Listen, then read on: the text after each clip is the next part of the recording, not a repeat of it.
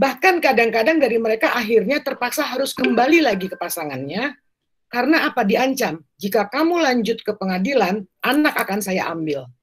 Perempuan akan lemah sekali kalau udah sampai di situ. Mereka akan berkorban apapun demi anaknya.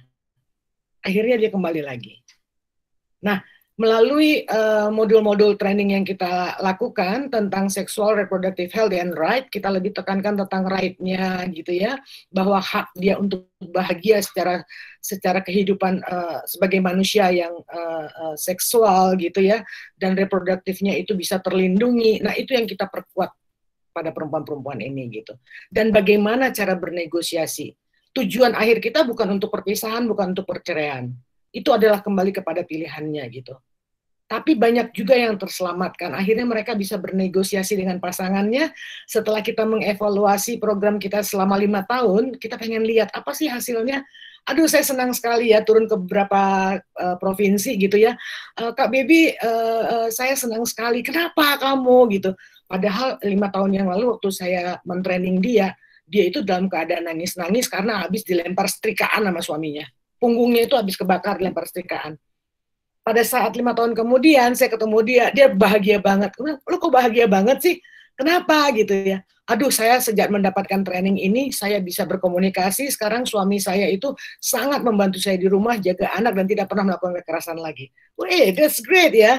Itu adalah achievement, ya. Itu adalah achievement terbesar buat saya sebagai seorang advocate ya, untuk bisa mengencourage teman-teman, mengempower teman-teman. Tapi ada juga cerita yang lain yang saya nggak tahu harus ketawa atau enggak gitu ya. Kak Bibi, saya sudah bebas dari kekerasan. Wah, tolong cerita dong supaya teman-teman lain juga tahu gimana caranya. Ini pada saat pelatihan Sexual Reproductive Health and Right. Tolong cerita dong ke teman-teman yang lain biar kita bisa sharing nih sama teman-teman lain. Dia meninggal, Kak, katanya. Jadi pasangannya itu meninggal, jadi dia bebas dari kekerasan. Aduh, saya mau ketawa, kerasanya nggak etis, nggak ketawa kok lucu gitu ya. Banyak sekali kejadian yang apa namanya, yang membuat saya menjadi kaya akan knowledge dari kehidupan teman-teman yang HIV positif yang ada di seluruh Indonesia.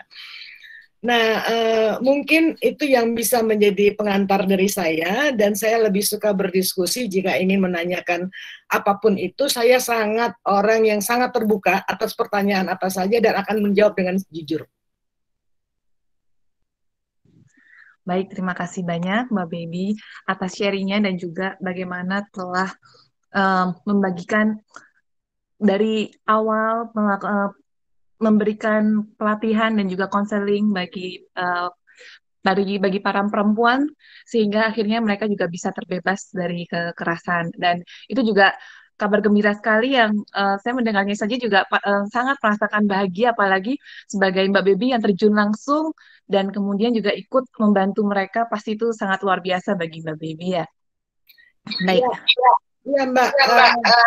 Sekarang ini kami sedang melanjutkan program integrasi kekerasan dan HIV ini untuk tahun ini, dan kami menjadi intermediari organisasi IP ini. Jadi IP yang sudah berpengalaman menghadapi perempuan HIV yang mendapatkan kekerasan itu akan memberikan informasi yang tepat dan memberikan rujukan yang tepat kepada forum layanan kekerasan. Nah, jadi nanti kami menjadi intermediari ke depannya ini.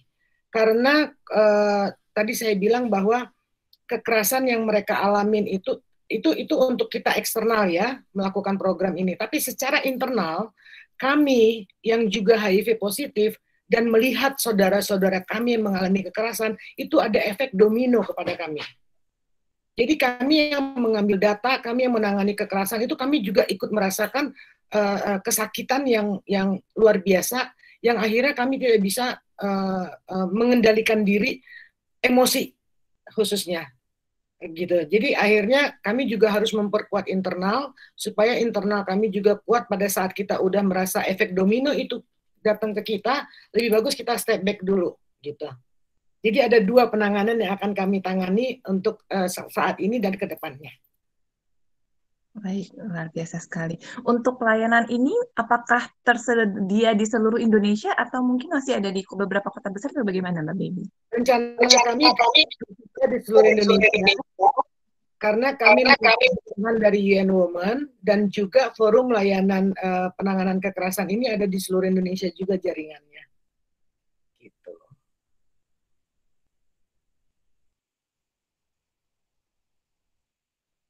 Baik, Mbak Baby. Waktu saat ini sayang sekali sudah menunjukkan selama 20 menit. Nanti kalau ada yang ingin bertanya lebih lanjut atau berdiskusi lebih lanjut, nanti kita akan lanjutkan di sesi tanya jawab. Demikian ya Mbak Baby. Saya bersyukur dan banyak belajar dari sharing yang telah Mbak Baby berikan. Terima kasih banyak. Dan yang berikutnya, narasumber kita yang kedua adalah saat ini adalah Mbak Hages Budiman. Akan saya bacakan secara singkat. Halo Mbak Hages. Ya, Mbak Hages ini adalah ibu dari 4 orang anak yang memulai kiprahnya di dunia aktivisme HIV dan AIDS sejak tahun 2011 dengan mendirikan lembaga swadaya masyarakat yang bernama Kuldesak atau Kumpulan dengan Segala Aksi Kemanusiaan.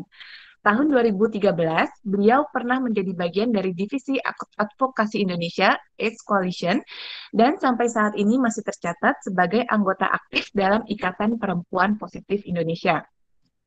Beliau juga adalah perempuan pebisnis, pemilik acara event management dan Elang Eyelashes di bawah naungan CV Samudra Mitra Perkasa yang banyak menaungi UMKM milik teman-teman ODIF sehingga turut membantu ODIF untuk menjadi lebih berdaya.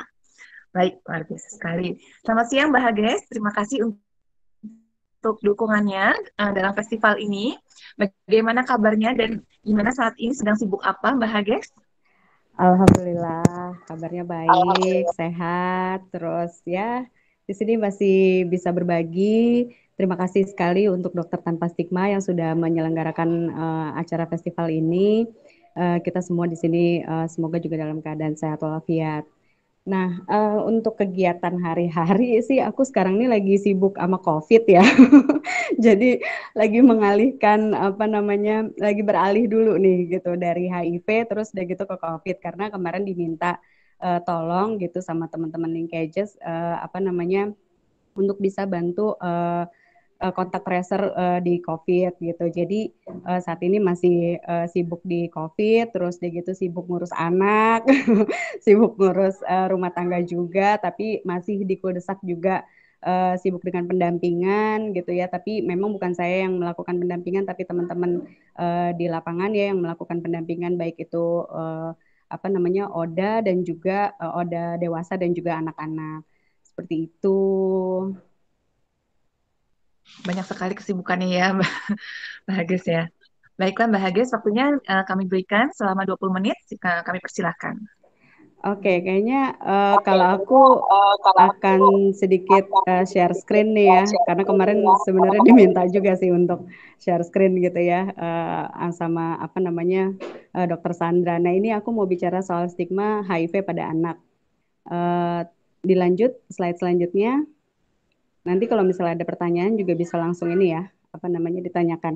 Nah ini kita bicara dulu terkait dengan data kumulatif anak dengan HIV di usia 14 di bawah usia 14 tahun dari Kementerian Kesehatan RI di tahun 2017 sampai dengan 2020 adalah sebanyak 4.399 anak. Ini adalah angka yang cukup besar ya. Sementara anak dengan AIDS usia di bawah 14 tahun itu adalah sebanyak 962 anak. Total keseluruhan anak dengan HIV adalah 5.361 anak. Nah, kumpulan dengan segala aksi kemanusiaan atau Kuldesak sebagai organisasi sosial kemanusiaan yang berfokus pada pendampingan ODA di Kota Depok, selain mendampingi ODA dengan kriteria dewasa juga mendampingi anak-anak dengan HIV atau ADA yang kita sebut dengan ADA sejak tahun 2011 sampai dengan tahun 2020 ini. Data kumulatif anak dengan HIV yang yang kita dampingi di bawah usia 14 tahun adalah sebanyak 47 anak. Baik, slide selanjutnya. Nah, latar belakangnya apa sih? Nah, ini melihat data tersebut, Kuldesak mulai di tahun 2015 melakukan intervensi, yaitu membuat program untuk anak dengan HIV. Ada beberapa program, yang pertama itu adalah support group. Di sini dibagi 2 kelas untuk support grupnya, untuk orang tua atau wali anak dengan HIV, lalu melakukan diskusi santai, saling menguatkan terkait kebutuhan dan juga masalah yang dihadapi oleh orang tua dan wali yang menangani ADA. Nah, banyak sekali orang tua atau wali anak dengan HIV ini yang mereka tuh minim sekali pengetahuannya tentang HIV, sehingga banyak anak-anak tuh yang lost to follow up ya, yang obatnya minumnya juga tidak teratur gitu, dan akhirnya mereka mengalami perburukan dalam kondisi kesehatannya. Nah, untuk kelas anak dengan HIV sendiri kita bagi dalam ke beberapa sesi seperti menggambar, terus begitu mendengarkan cerita dongeng dan juga cerita dongeng yang edukatif dan juga interaktif seperti itu. Jadi biasanya sih kalau support group itu memang dibagi dua antara orang tua dan juga anak-anak. Di mana dua-duanya itu ada narasumbernya gitu ya yang kita panggil untuk bisa mendampingi orang tua dan juga anak-anaknya. Oke, slide selanjutnya. Nah, selain itu juga kita ada pemberian nutrisi untuk anak dengan HIV yang diberikan berupa kayak susu, vitamin, dan juga kebutuhan nutrisi lainnya. Dan terakhir kita juga sempat mengadakan eduwisata. Dalam sesi ini kita mengajak anak dengan HIV mengenal alam lebih dekat dengan cara rekreasi. Di dalamnya juga ada edukasi dan tentang ekosistem dan yang lain-lain gitu. Jadi kita pernah ngebawa anak-anak dengan HIV ini ke Dekandang gitu. Jadi mereka mengenal alam, mengenal hewan-hewan, ternak, lalu mereka juga mengenal tumbuh-tumbuhan, dan juga kita pernah bawa mereka ke Neo Soho, di mana di situ ada Jakarta Aquarium kalau nggak salah namanya. Jadi seperti SeaWorld seperti itu. Jadi mereka belajar tentang ekosistem laut, biota laut. Oke, selanjutnya.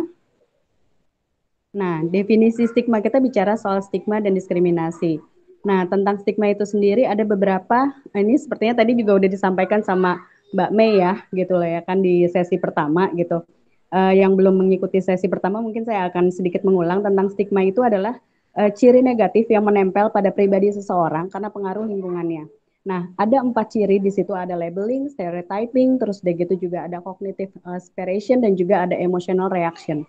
Di mana labeling itu pemberian cap pada seseorang, di mana kita ya terutama pada kita bicara soal HIV, sepertinya tuh kalau misalnya kita udah bicara soal gue Oda gitu lah ya kan, itu orang akan berpikirnya pasti lo perempuan nggak bener gitu ya kan, apalagi ya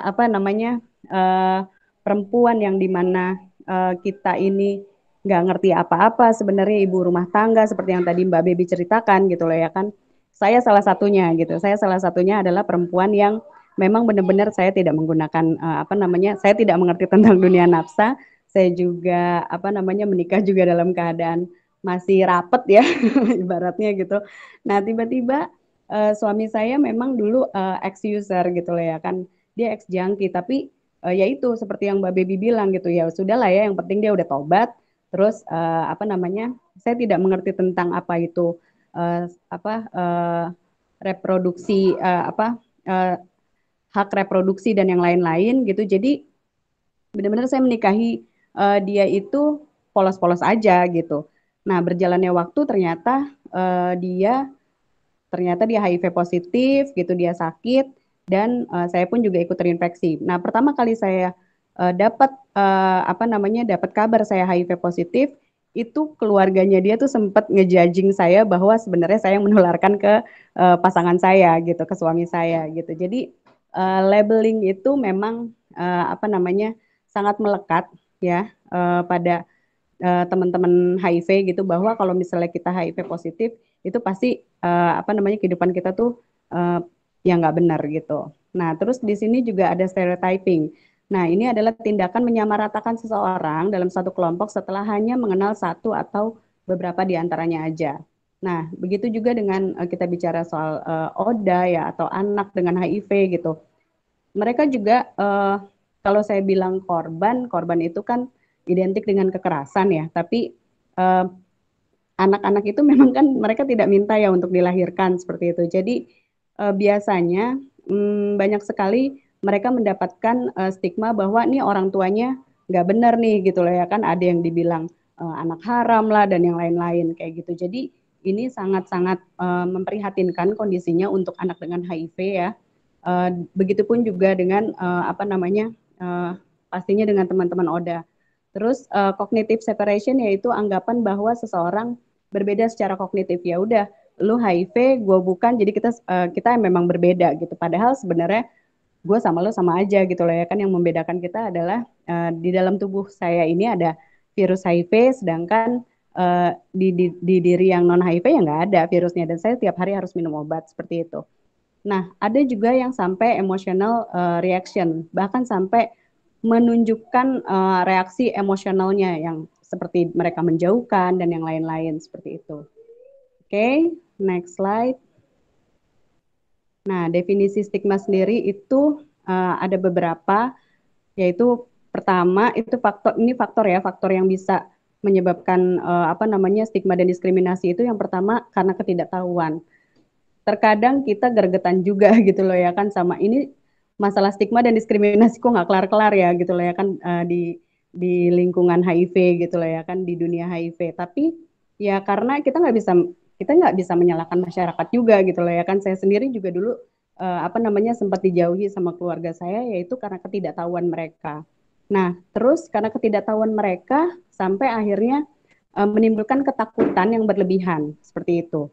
Ketakutan yang berlebihan kayak nanti kalau misalnya kita satu rumah lagi gitu loh ya kan, nanti kita bakalan ketularan semuanya kayak gitu. Terus begitu juga ada di situ seperti norma hukum positif yang kita langgar kayak gitu. Jadi sebenarnya sih ya ini dia nih, norma hukum yang positif yang kita langgar tuh seperti apa?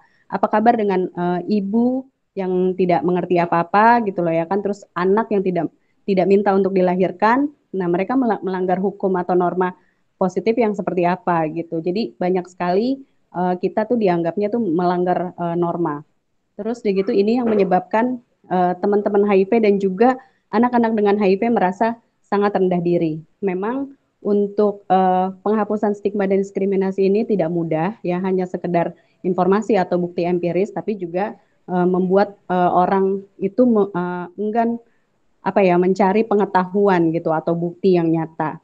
Seperti itu, makanya di tahun 2013 saya sempat memberanikan diri gitu, sampai dengan sekarang sih sebenarnya akhirnya gitu loh ya kan, untuk tampil di media itu bahwa nih saya HIV positif, saya adalah ibu dari 4 orang anak.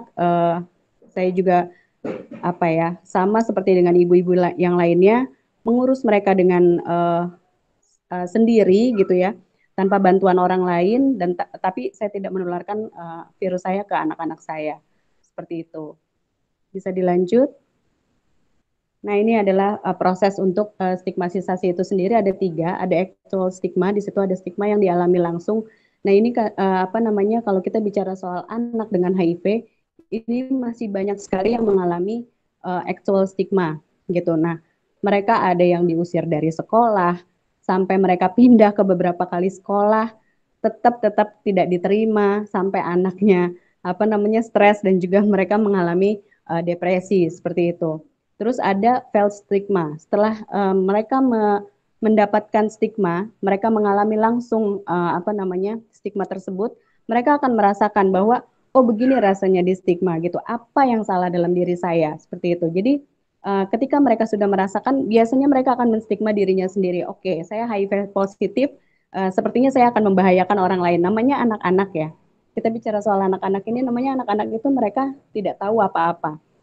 Harus dengan bahasa yang tepat kita menyampaikan apa yang terjadi sama mereka. Nah, kenapa saya dijauhi, Mam? Gitu loh ya kan? Kenapa saya dijauhi ibu, bapak gitu loh ya kan? Atau yang mereka tinggal dengan oma opanya gitu loh ya kan? Kenapa saya dijauhi dari teman-teman? Kenapa saya nggak boleh main sama teman-teman saya? Nah, ini masih banyak sekali terjadi sama adik-adik kita gitu. Jadi mereka benar-benar diperlakukan sangat spesial gitu loh ya kan, tidak boleh keluar, tidak boleh main, tidak boleh bersosialisasi kayak gitu. Jadi akhirnya informasi yang tadi kurang tepat gitu loh ya kan, nanti kamu kalau misalnya kamu bergaul, kamu akan menularkan virus kamu ke orang lain atau penyakit kamu ke orang lain gitu loh ya kan. Nah, anak yang nggak mengerti maka mereka akan mengurung diri biasanya gitu. Mereka menstigma dirinya bahwa saya ini penyakitan seperti itu.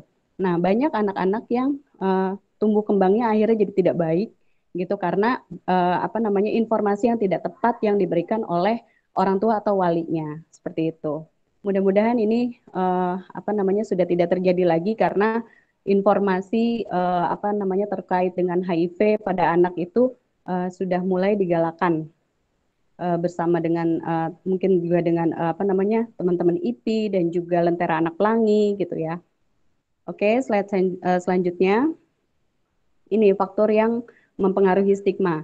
Ini ada beberapa faktor ya bahwa HIV adalah penyakit mematikan, bahwa sebenarnya kan kita di HIV itu sendiri udah bukan termasuk tergolong dalam penyakit mematikan, tapi adalah penyakit kronis, sama seperti diabetes dan yang lain-lain.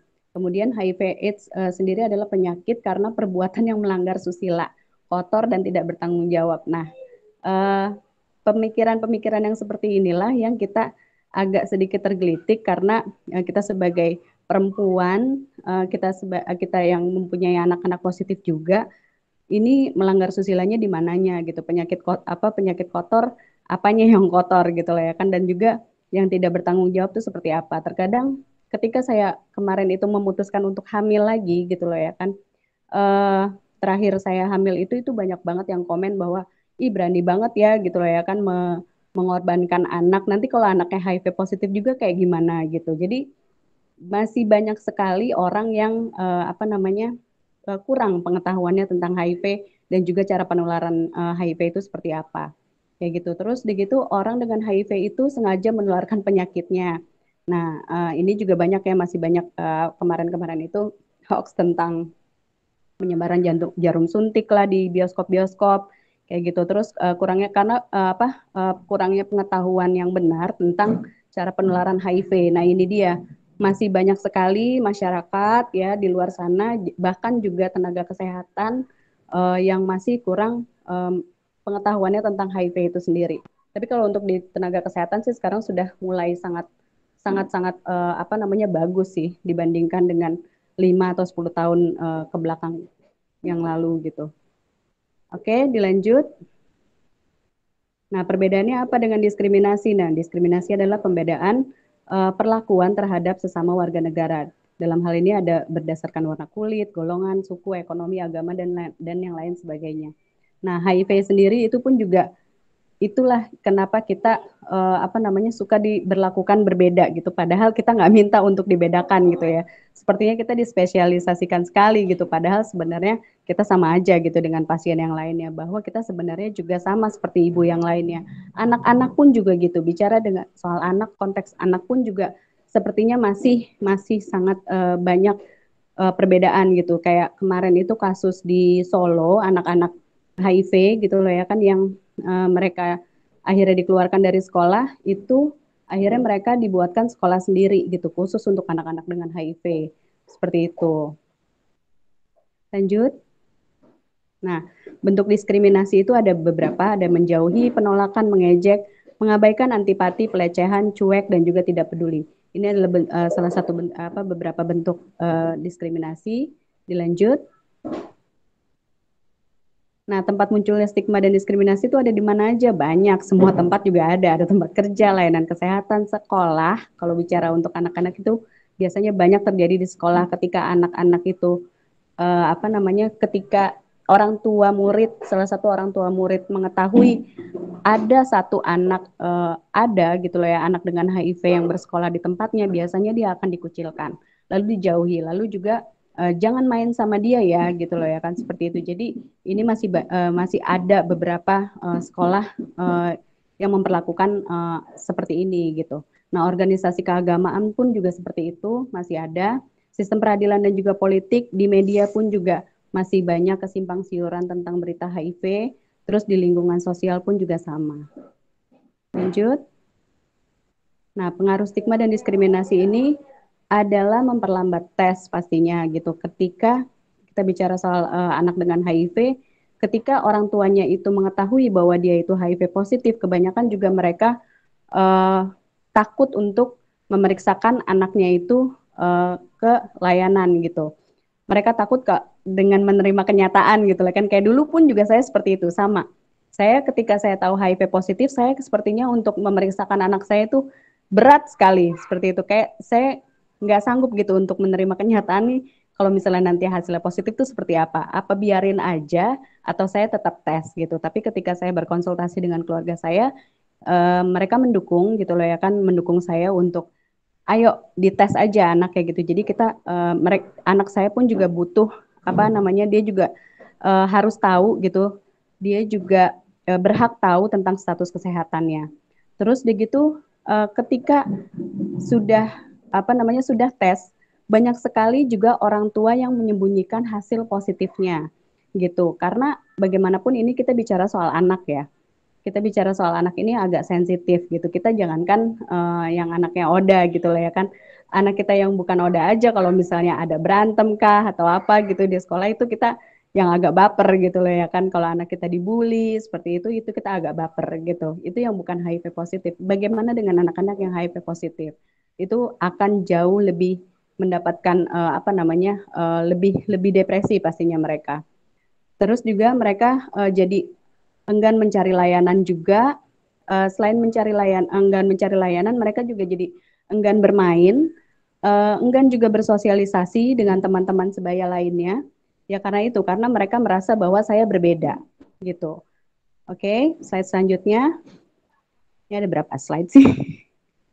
Oke, nah ini udah mendekati ini nih kayaknya. Oke, ini ada mengatasi stigma secara individual tuh harusnya seperti apa.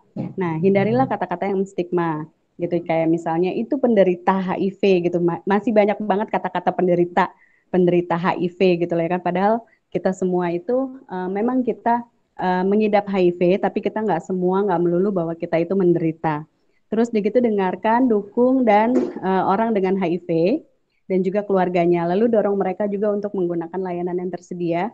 Dukung juga untuk anak-anak yang HIV positif itu untuk tetap bersekolah, menyemangati mereka bersekolah dan juga bersosialisasi dengan teman-teman sebaya lainnya, dan berikan juga rujukan layanan sesuai dengan kebutuhan. Nah, ini kan kita juga melakukan pendampingan ya untuk Kuldesak sendiri. Dan kita juga memberikan rujukan yang sesuai dengan kebutuhan anak-anak dengan HIV. Kayak misalnya mereka itu di kita itu lagi nggak ada program untuk anak dengan HIV misalnya ya, tidak ada lagi pemberian nutrisi gitu, terus juga tidak ada lagi support group yang untuk bertemu setiap bulannya gitu. Kita akan mengalihkan mereka ke beberapa LSM lain gitu untuk mereka bisa ikuti kegiatan-kegiatannya seperti itu. Oke, dilanjut. Nah, ini ada beberapa contoh kasus. Ada berulang kali dikeluarkan dari sekolah, itu yang tadi saya ceritakan, sampai anaknya depresi, sampai dia udah lama gitu lah ya kan, aku udah nggak mau sekolah lagi, bener-bener anaknya nggak sekolah. Terus udah gitu akhirnya anaknya depresi juga, terus sempat diperlakukan berbeda oleh keluarganya juga, ini masih ada terjadi sampai dengan sekarang, bahkan juga diusir dari tempat tinggal ataupun lingkungannya, ini pun juga masih terjadi gitu loh ya kan. Di sekarang ini terakhir itu saya dengar ada di ada di Sumatera ya, ada 3 anak yang HIV positif itu, terus begitu mereka dikeluarkan dari lingkungannya, mereka diusir dari lingkungannya seperti itu. Jadi ini benar-benar anak-anak ini sebenarnya mereka tidak tahu apa-apa, mereka sangat butuh support kita, sangat memprihatinkan sekali ketika mereka mereka itu punya hak untuk bermain, mereka itu punya hak untuk bersekolah gitu, mendapatkan pendidikan, tapi ini sangat terhambat karena status HIV-nya mereka. Bahkan ada yang mereka ketika mereka tahu mereka sudah mulai beranjak remaja, mereka tahu bahwa mereka itu HIV positif, mereka akhirnya tidak mau lagi minum obat, dan akhirnya mereka ada juga beberapa diantaranya mereka jadi dendam sama orang tuanya. Ada juga yang mereka itu sampai mau gali kuburan orang tuanya, mau ditombak-tombak katanya orang tuanya, saking dendamnya mereka itu sama orang tuanya seperti itu. Jadi cerita-cerita dari anak-anak dengan HIV ini cukup membuat hati kita tuh sangat-sangat teriris lah gitu loh ya kan, karena ya itu seperti yang saya bilang, mereka itu tidak minta untuk dilahirkan, tapi ya mereka harus mengalami stigma dan juga diskriminasi dari semenjak mereka kecil. Oke, next slide. Nah, ini adalah kesimpulannya bahwa stigma dan diskriminasi merupakan penghambat utama upaya pencegahan dan juga penanggulangan HIV. Terus Udah gitu juga stigma dan diskriminasi juga merupakan pelanggaran HAM, ini udah jelas sekali. Terus udah gitu juga stigma lahir dari perilaku, untuk mengubahnya diperlukan perbuatan nyata, bukan permohonan juga slogan saja. Lalu layanilah dan juga melayani dan juga memastikan bahwa setiap orang itu berhak mendapatkan pelayanan yang sama, seperti di pelayanan kesehatan ataupun di layanan pendidikan dan yang lain-lain. Dan berempatilah ketika seandainya Anda menjadi anak tersebut atau Anda mempunyai anak yang HIV. Seperti itu. Oke, sekian dari saya. Sepertinya sudah selesai. Gitu. Jadi kalau untuk bicara soal anak dengan HIV itu masih kompleks banget gitu. Mungkin nanti juga bisa sharing-sharing nih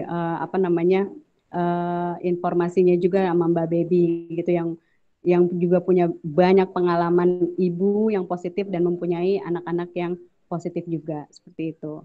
Ya, terima kasih Mbak. Baik, terima kasih banyak Mbak Hages untuk materinya, sharingnya, bagaimana kita bisa ikut pendalami betapa kompleksnya mengenai masalah yang didapat terutama dari anak-anak dengan HIV dan AIDS. Betul. Baik, yang ingin bertanya silahkan bertanya di kolom komentar, akan saya bacakan pada sesi berikutnya. Mbak, sebelum masuk ke sesi berikutnya, saya ingin menambahkan apa yang disampaikan Hages, boleh? Oh, silakan. Boleh Kak. Tadi Hages sudah menyinggung tentang betapa sulitnya anak-anak HIV untuk bersekolah. Ya, itu benar-benar fakta, dan itu sudah kita tahu dari media juga, banyak anak HIV yang dikeluarkan karena ketakutan-ketakutan itu. Saya sendiri punya pengalaman pribadi. Anak saya itu negatif. Ya, anak saya itu negatif. Terus dan dia itu dari TK itu tuh udah mendapatkan diskriminasi karena orang tua murid itu membaca dan melihat saya di televisi, membaca saya di media. Nah, betapa sulitnya menjadi seorang baby atau seorang perempuan Oda yang berani tampil di media secara publik, walaupun anaknya negatif. Jadi jangan diharap kalau misalkan ketemu lu lagi, karena cuma saya yang berani menghadapinya misalkan.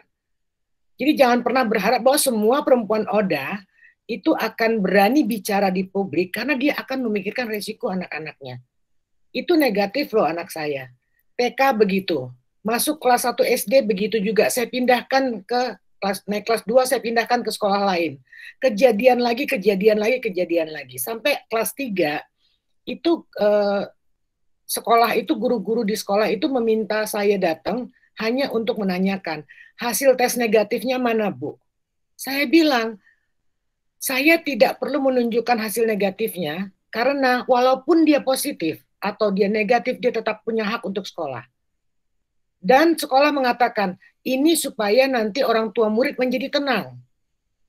Kalau misalkan ditunjukkan hasil negatifnya, saya tantang balik. Kalau mau melihat hasil negatif anak saya minta semua anak di sekolah ini dites HIV. Jadi adil ya, kata saya. Setelah itu kita pampang semua hasilnya. Saya gituin. Tapi tetap aja Mbak, apapun yang terjadi akhirnya membuat anak saya menjadi tidak nyaman.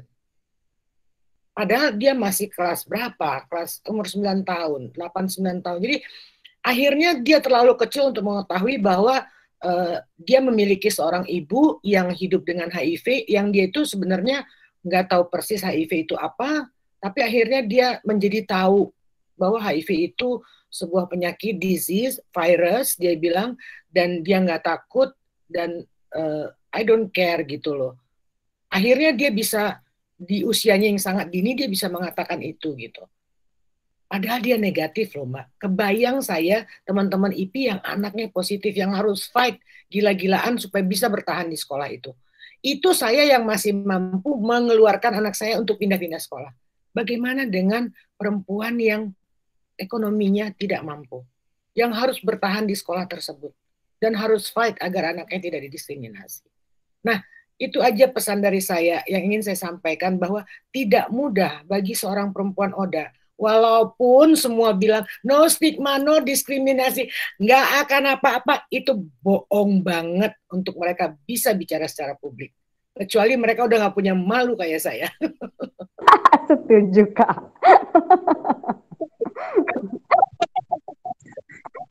itu juga yang jadi PR buat semua yang mungkin saat ini sudah mendengar ya, Mbak Baby. Jadi kami pun juga mempunyai PR bahwa kami pun harus menyampaikan pesan-pesan ini, pesan-pesan yang kami dapatkan di sini supaya pelan-pelan, walaupun mungkin pasti sulit ya, pasti akan menemukan kesulitan, tapi pelan-pelan supaya bisa ikut membantu dalam membebaskan stigma pada, terutama dengan anak-anak dengan HIV. Baik, terima kasih banyak Mbak Baby untuk sharingnya. Dan kali ini kita akan beranjak ke pembicara yang ketiga.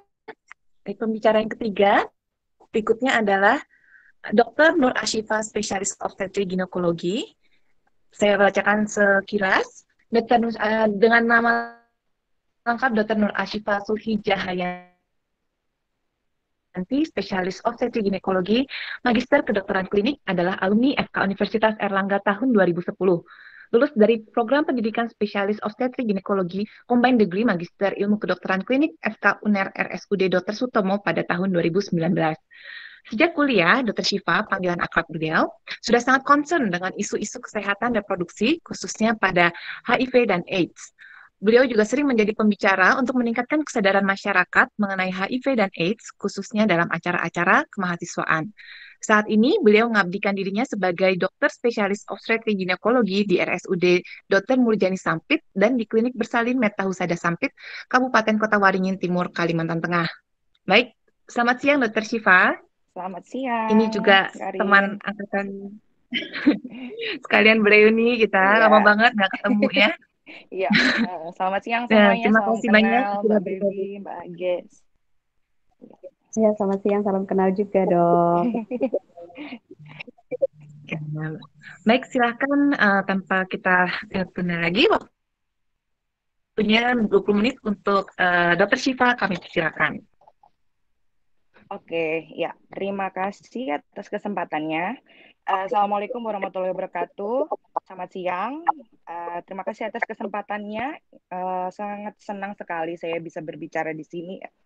Sebenarnya udah lama banget ya. Dulu waktu saya zaman masih kuliah tuh saya masih senang-senangnya nih. Kebetulan di sini juga ada hadir teman-teman saya dulu ya. Ini zaman seperjuangan waktu kuliah. Kita sama-sama bergerak di bidang advokasi ya, terutama di kesehatan reproduksi dan HIV/AIDS. Dan kebetulan saya diberi kepercayaan saat ini saya sudah menjadi dokter spesialis obstetrik ginekologi. Saya juga ngurusin masalah perempuan nih ya. Nah, hari ini saya akan berbicara sedikit mengenai HIV/AIDS dan kehamilan. Sebenarnya saya akan lebih banyak berbicara mengenai sebenarnya apa sih yang harus dilakukan kalau misalkan ada perempuan kita temui dengan HIV/AIDS, kemudian boleh hamil nggak sih? Terus kalau udah hamil terus mau ngapain tuh? Nah gitu ya, seperti itu. Oke, slide berikutnya. Ini adalah suatu situasi infeksi ya, ini HIV di region Asia Pasifik, di mana termasuk salah satunya adalah negara Indonesia. Di sini kita lihat grafik, ini saya ambil dari UNICEF tahun 2019. Kita lihat di sini sebetulnya Indonesia ini sudah berada pada minus 27 ya, untuk yang infeksi baru dari HIV ini sebenarnya cukup bagus. Saya juga sebenarnya kurang tahu ya, ini data sebenarnya apa memang karena emang benar udah benar-benar tidak terdeteksi ya sampai sedemikian minusnya atau enggak. Cuman yang jelas data berbicara demikian bahwa sebetulnya infeksi HIV di Indonesia itu sudah mulai menurun sebenarnya. Cuman menurun ini tidak termasuk dalam artian gini, kita menurun nggak boleh dong kita juga meremehkan gitu ya di masyarakat luas. Kira-kira ternyata ya yang kita temuin, saya pun juga sebagai dokter obgyn ya selama ini saya praktek. Ya banyak juga ternyata yang saya temuin pasien-pasien hamil dengan HIV/AIDS. Dan presentasinya di sini bisa kita lihat ya mengenai diskriminasinya sendiri ini juga masih banyak ya, termasuk di Indonesia. Tadi mungkin sudah banyak dijabarkan oleh Mbak Baby dan juga Mbak Ages. Kemudian kita lihat juga distribusi dari bukan penderita ya ini ya, orang dengan HIV/AIDS ini yang sudah terinfeksi ini distribusinya ternyata untuk remaining population, jadi di luar populasi-populasi yang beresiko tinggi ternyata banyak sebesar 22%. Dan ini juga termasuk salah satunya adalah populasi ibu hamil. Sebagaimana kita tahu ya, slide selanjutnya, bahwa yang namanya HIV itu dia ditransmisikan, ini yang banyak ya, dari dulu kita udah pegang transmisinya dari lewat hubungan seksual, kemudian juga lewat mungkin injection drug use, dan juga yang terakhir ini kita tahu juga bisa menular dari lewat kehamilan ya, atau juga bisa lewat persalinan dan juga melalui ASI atau breastfeeding. Slide selanjutnya. Di sini saya ingin berbicara mengenai eliminating mother to child transmission. Jadi yang perlu kita tekankan di sini, kita sebenarnya bisa nih mencontoh seperti negara-negara di tetangga kita ya. Di tahun 2018 Malaysia itu berhasil menjadi second country, jadi menjadi negara kedua yang sudah dinyatakan dia bisa mengeliminasi mother to child transmission. Jadi baik itu di HIV-nya dan juga IMS, termasuk dalam salah satunya adalah sifilis, di mana Thailand menjadi negara pertama yang sudah tersertifikasi pada tahun 2016. Kemudian kita tahu bahwa sebenarnya saat ini ternyata rate-nya untuk HIV positif ya pada ibu hamil ini ternyata masih sekitar 56%, dan dari 56% ini mereka menerima obat-obat antiretroviral ini pada tahun 2018.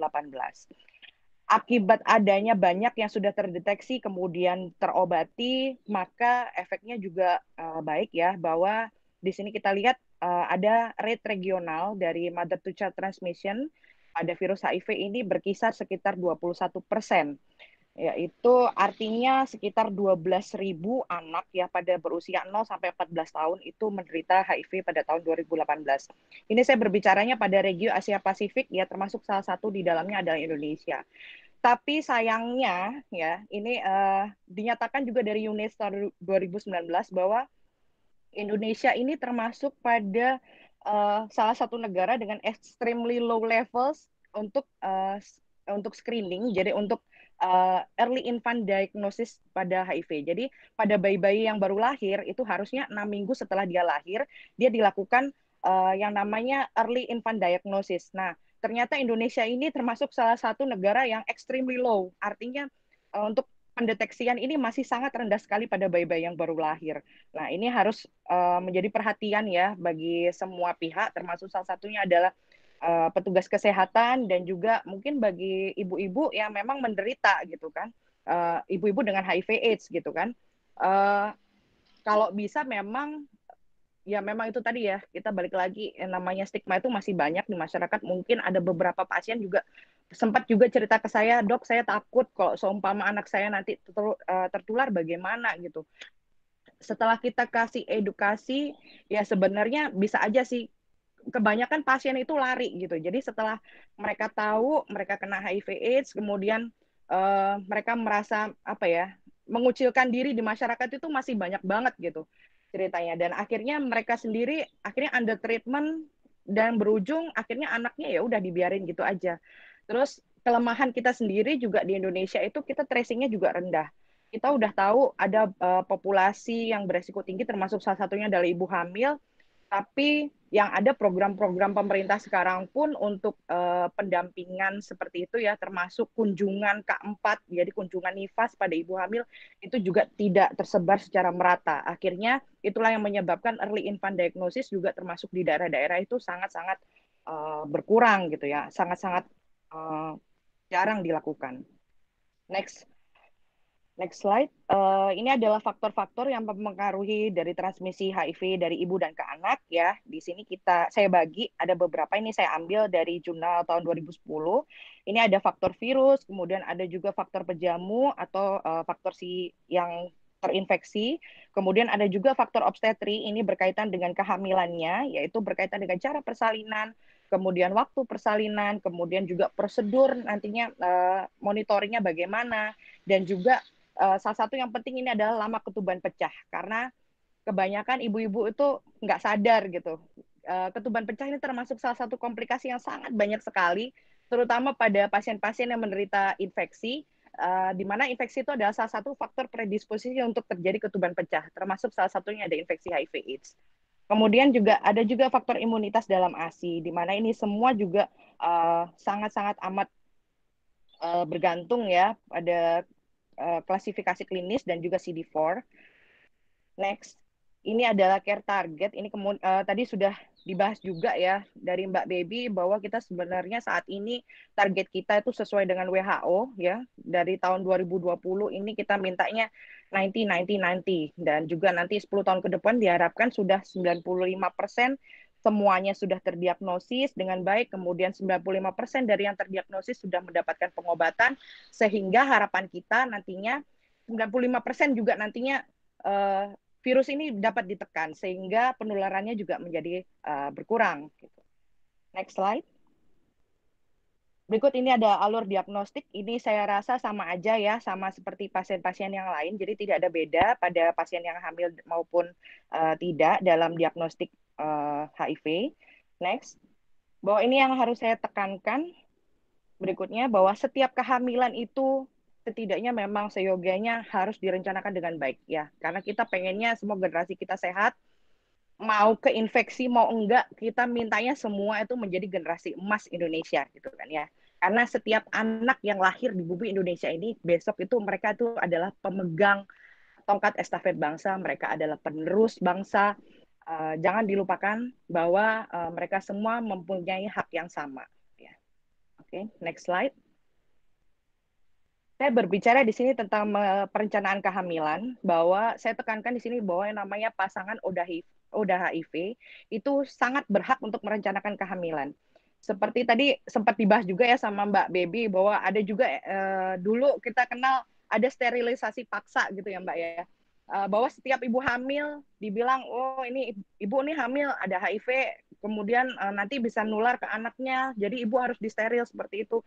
Sebenarnya itu adalah asumsi orang zaman dulu gitu, bahwa sekarang banyak perkembangan ilmu berubah, di mana kita tahu di mana kalau orang-orang dengan HIV/AIDS mereka ketika mereka mendapatkan pengobatan yang baik, kemudian compliance-nya terhadap pengobatan ARV itu juga baik, itu sebetulnya nantinya bisa juga virusnya juga bisa menjadi zero gitu. Jadi nanti penularannya juga menjadi zero. Nah, itu yang harus ditekankan, bahwa sebetulnya pasangan ODA HIV pun itu juga sama, punya hak yang sama seperti pasangan-pasangan yang lain untuk merencanakan kehamilan. Di mana yang terpenting di sini adalah saling jujur dan terbuka terhadap pasangan, nah gitu ya, untuk menumbuhkan rasa cinta kasih dalam keluarga. Keterbukaan ini sebenarnya sangat mendukung ya, sangat perlu dalam perencanaan kehamilan. Kalau perlu memang harus meminta dukungan ya, konselor atau pendukung sebaya untuk menginformasikan status HIV pada pasangan.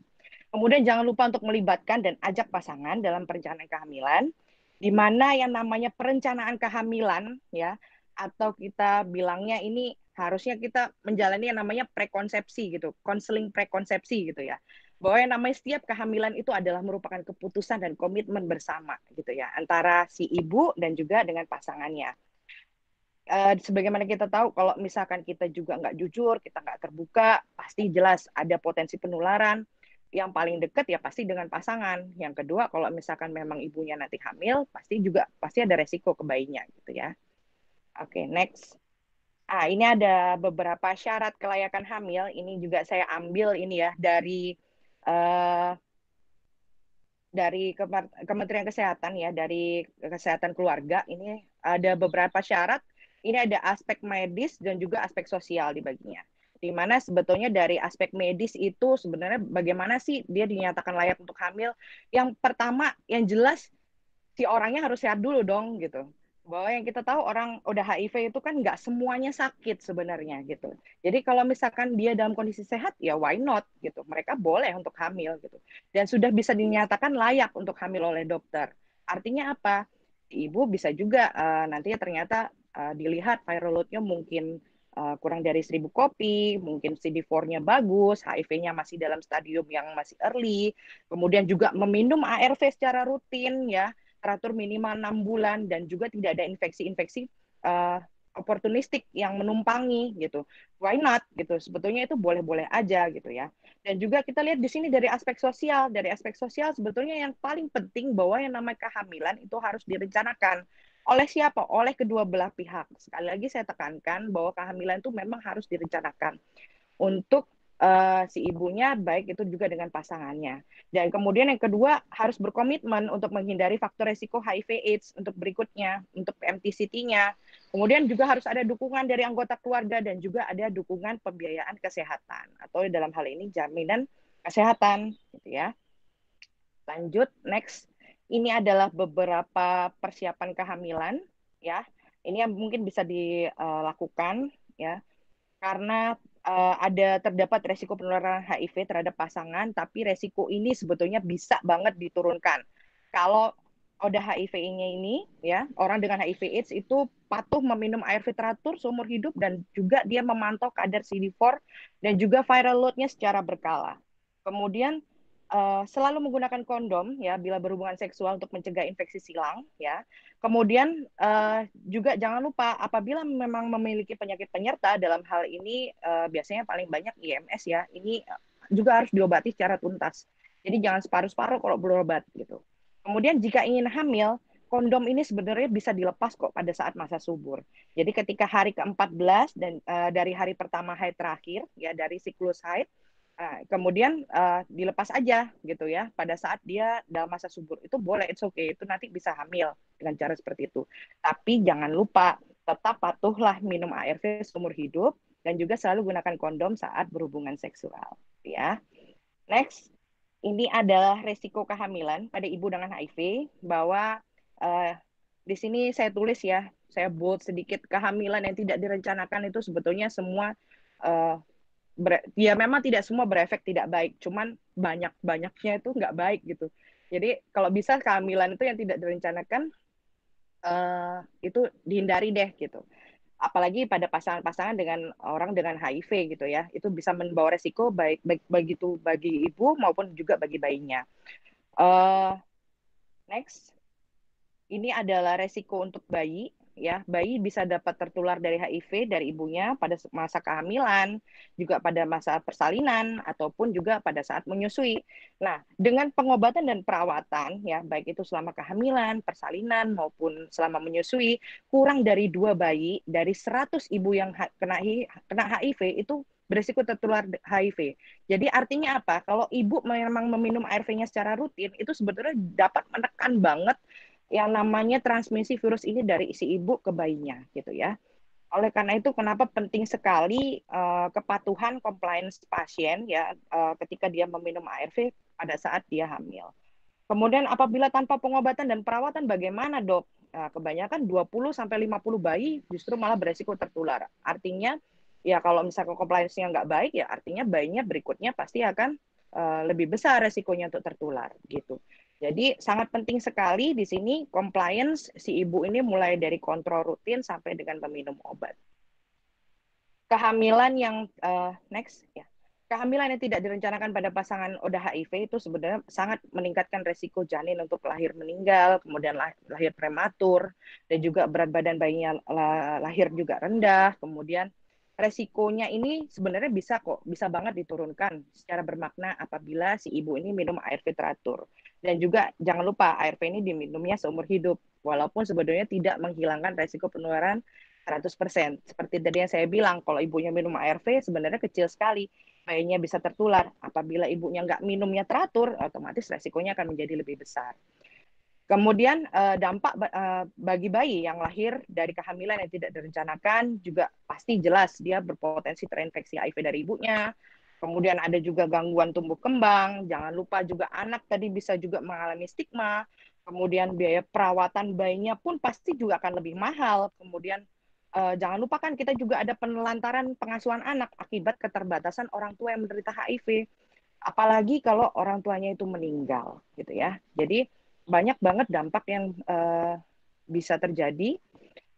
Next slide, ini adalah resiko untuk ibu. Jadi resiko untuk ibu itu banyak, ada resiko komplikasi, terutama infeksi dan anemia. Kemudian juga mempengaruhi pilihan metode persalinannya bagaimana. Kemudian juga ada resiko mengalami stigma dan diskriminasi. Saya nggak bohong mengenai stigma dan diskriminasi ini ya. Sampai sekarang pun sebetulnya ya ada juga sebenarnya dari kami tenaga medis itu juga sebetulnya ada juga yang masih seperti itu. Sebagai contoh sebenarnya di daerah saya sendiri ya, dulu saya dengar cerita setiap kali ibu hamil di sini kalau misalkan dia dengan HIV itu langsung rujuk gitu. Karena apa? Dibilangnya nggak ada fasilitas. Padahal sebenarnya fasilitas apa sih sebenarnya yang kita butuhkan ya untuk menolong ibu-ibu dengan HIV/AIDS? Sebenarnya simpel aja. Dimana kita tahu kalau kita ngadepin pasien-pasien itu kan harusnya semua itu punya kewaspadaan standar ya, gitu. Kita ya yang namanya petugas medis kalau nolong persalinan nggak mungkin dong nggak pakai handscoon, nggak mungkin dong nggak pakai sepatu boot sebagaimana semestinya gitu. Tapi ya hal-hal yang stigma dan diskriminasi ini yang masih banyak terjadi, kenyataannya masih banyak. Ya alhamdulillah saat ini sih udah jauh lebih mending ya daripada dulu-dulu. Tapi kalau dulu-dulu memang saya ngelihat sendiri sih sebetulnya bahkan mungkin di puskesmas juga masih banyak yang terjadi seperti itu. Oke, next. Bagaimana menjalani kehamilan bagi pasangan ODA HIV? Yang harus dipahami di sini bahwa saya tekankan betul-betul bahwa ibu dengan HIV sangat berpotensi menularkan HIV ke janin. Dan ini bisa dicegah apabila si ibu ini minum ARV secara teratur dan seumur hidup. Dan jangan lupakan bahwa sebetulnya HIV/AIDS ini bukan indikasi dari aborsi. Dan juga jangan lupakan untuk perawatan kehamilan sesuai dengan standar. Jadi perempuan dengan HIV itu kan memang punya potensi ya menularkan virus ke bayi. Jadi oleh karena itu pasangan dengan ODA HIV itu perlu mendapatkan informasi mengenai kontrasepsi yang aman dan efektif, kemudian mencegah kehamilan yang tidak direncanakan. Sebenarnya kita lihat tadi perlu diingat bahwa infeksi HIV itu bukan merupakan indikasi aborsi, gitu ya. Kemudian konseling yang berkualitas, penggunaan alat kontrasepsi yang aman dan efektif, kemudian penggunaan juga kontrasepsi kondom ya, yang kebanyakan yang dianjurkan secara konsisten itu juga bisa membantu pasangan ODA HIV untuk melakukan hubungan seksual yang aman gitu ya, serta menghindari terjadinya kehamilan yang tidak direncanakan. Pasangan ODA HIV itu memang harus minum ARV seumur hidup, jadi jangan lupa. Kemudian pemberian ARV pada ibu hamil ini sedini mungkin. Jadi sebagaimana dia udah ketahuan pada saat dia hamil, dia di screening, sebagaimana kita tahu program pemerintah salah satunya adalah triple eliminasi pada ibu hamil, yaitu hepatitis B, HIV/AIDS dan juga sifilis gitu ya. Sedini mungkin apabila memang dari screening ini udah ketahuan, nah sedini mungkin si ibu ini juga harus sudah minum ARV. Tapi apabila si ibu ini sudah tahu dari sebelumnya kok dia sudah punya HIV, ya memang ARV-nya harus tetap dilanjutkan gitu ya. Kemudian untuk pelayanan ANC-nya sesuai standar, ini tetap sebagaimana seperti WHO bilang ya. Next slide. Jadi pemeriksaan antenatal care-nya tetap sama seperti wanita-wanita hamil yang lain gitu ya. Jadi minimal 8 kali kontak dengan petugas kesehatan. Di mana bisa 5 menit lagi kita ya. Waktunya ya. Terima kasih. Oke. Terima kasih. Pemeriksaan antenatal care ini diharapkan kalau misalkan dia kontrolnya baik, ya kontrolnya teratur, nantinya bisa akan melindungi kesehatan ibu dan juga bayinya. Next slide. Ini adalah rekomendasi penggunaan ARV ya pada kehamilan. Ini bisa dilihat di sini ada 7 skenario klinis. Ini semuanya memang menganjurkan sedini mungkin ya memang harus dikasih ARV. Titik, udah gitu aja. Jadi nggak ada tawaran kalau untuk masalah ARV nih pada saat hamil gitu ya. Next slide, ini adalah perencanaan persalinan. Sebagaimana tadi saya bilang bahwa infeksi HIV/AIDS sendiri juga dia berpengaruh sekali terhadap perencanaan persalinan. Jadi perencanaan persalinan ini bertujuan untuk menurunkan resiko penularan gitu ya. Sebenarnya apa semuanya harus dioperasi dok gitu? Sebenarnya enggak. Jadi persyaratan lahir untuk bisa lahir normal ini adalah salah satunya adalah tidak ada kontraindikasi ya untuk lahir normal. Kemudian yang kedua, sudah minum ARV teratur minimal 6 bulan atau kita cek viral load-nya kurang dari 1000 kopi pada minggu ke-32 kehamilan.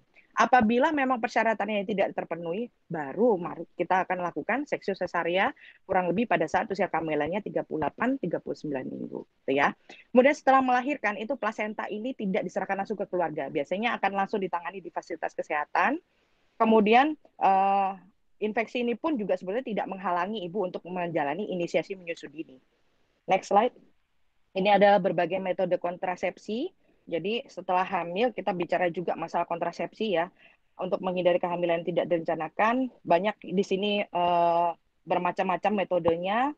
Yang paling dianjurkan sih di sini memang kondom ya. Jadi kenapa begitu? Karena pil, kemudian semua sesuatu yang berkaitan dengan hormonal tuh bisa menurunkan efektivitas dari ARV-nya. Next slide. Kemudian ini adalah perawatan nifas ya. Next slide. Perawatan nifas itu juga next slide. Langsung aja, perawatan nifas ini juga saya sampaikan untuk ini ya, untuk yang aman, jadi bisa menurunkan risiko penularan HIV pada ibu nifas. Tetap harus minum ARV. Kemudian pakaian dan linen yang memang terkena cairan tubuh itu memang harus direndam pada cairan desinfektan. Sebetulnya hampir sama sih kayak COVID ya. Kita sekarang lagi boomingnya COVID. Jadi intinya sebetulnya perawatannya sama aja, cuman bedanya kalau kita tahu kalau penularan HIV itu kan kebanyakan dari darah, maka semua barang-barang yang terkontaminasi kemungkinan ya emang harusnya direndam pada cairan-cairan desinfektan.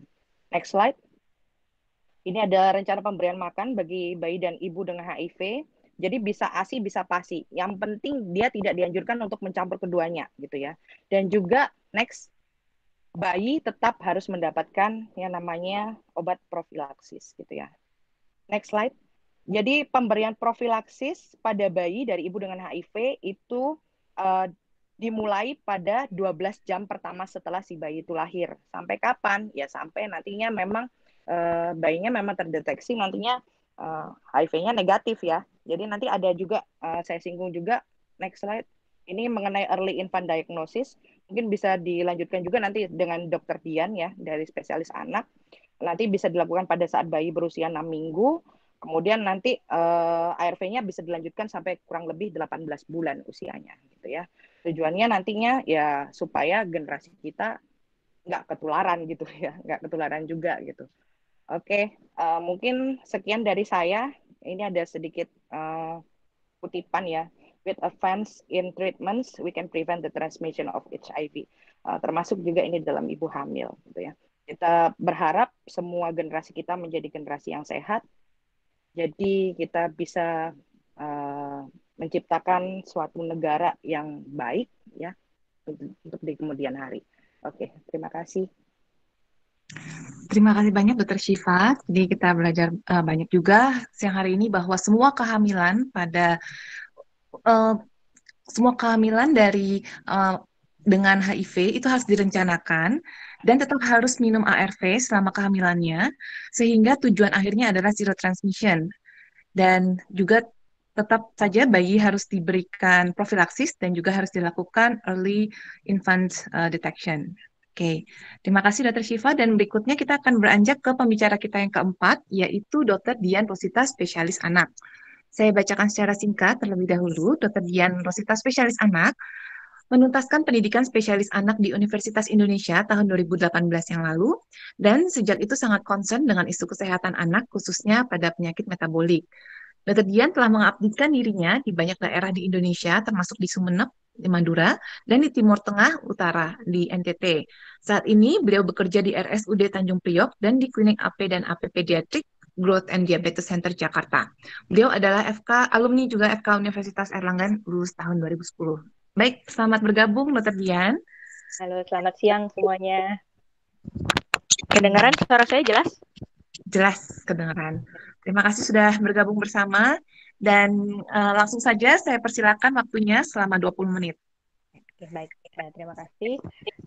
Sebelumnya terima kasih juga ya kepada Dr. Tanpak Sigma, Kuldesak, dan yang lain-lain yang sudah diberikan kesempatan untuk sedikit sharing tentang infeksi HIV, terutama pada tata laksananya pada anak. Ya, kemudian slide. Nah, yang seperti kita ketahui, untuk anak, untuk secara global itu kan kita udah punya misi ya, yaitu untuk zero infection, zero death related to AIDS, dan zero stigma. Terus bagaimana ini kalau misalnya secara global? Secara global itu pun di tahun 2019 itu udah ada penurunan infeksi menjadi dibandingkan 2010 itu penurunannya sekitar 23% secara global, atau sebenarnya masih ada 1,7 juta infeksi baru, yang 9% diantaranya itu adalah infeksi pada anak. Nah, sedangkan target dunia itu adalah tahun 2020 sebenarnya infeksi baru hanya ada di 500.000. Nah, ini sebenarnya masih jauh ya. Nah, ini PR juga nih untuk menurunkan untuk infeksi yang baru. Terus bagaimana dengan yang kematian? Untuk kematian yang akibat dari AIDS, penyakit AIDS itu sendiri, dari AIDS ya, itu penurunannya sudah banyak sebenarnya. Jadi dari tahun 2010 sampai sekarang penurunannya udah 39%, atau masih ada sekitar 690.000 dari targetnya, itu sebenarnya di bawah 500.000. Nah, kemudian untuk stigma itu sendiri, diklik lagi, maaf, kayaknya. Nah, kalau untuk stigma di Indonesia, itu kalau kita lihat dari 2007 sampai 2017 tuh masih ada nih stigmanya. Seberapa besar sih stigma orang-orang di Indonesia itu terhadap HIV itu sekitar 62,6%. Nah, ini ya udah. Kemudian slide yang berikutnya. Nah, kalau misalnya untuk infeksi pada anak secara global bagaimana? Yang seperti tadi disebutkan ya, jadi ada 150.000 yang slide sebelumnya, maaf.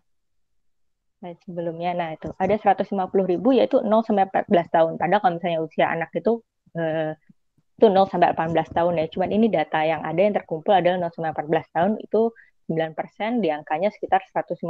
Padahal targetnya di tahun 2020 kita udah zero infection untuk anak, infeksi baru pada anak. Dan itu pun hanya ada di tahun 2019 ini yang akibat penularan pada anaknya itu akibat ada ibunya ini aksesnya itu nggak ada untuk pengobatan HIV. Nah itu yang cukup ini menyedihkan ya. Jadi untuk akses ibu untuk ke HIV tadi untuk mengetahui terus kemudian tata laksana pengobatan, nah itunya kehilangan momen di situ juga.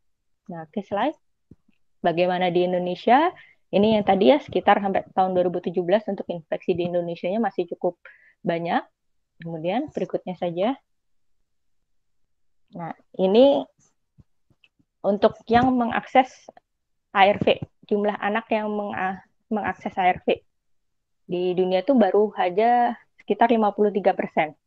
Padahal kalau dari target, sebenarnya targetnya kita kan juga 90% ya. 90% itu sudah dapat mengakses untuk ARV. Ternyata untuk anak baru sekitar 53%. Berikutnya, yang ini untuk yang target global, yang 90-90-90, dan masih jauh dari target ya. Oke, langsung aja nih agak cepat aja. Nah, untuk anak, bagaimana sih penurunan HIV pada anak? Untuk penurunan HIV pada anak itu sendiri ada dua caranya, yaitu secara vertikal maupun horizontal.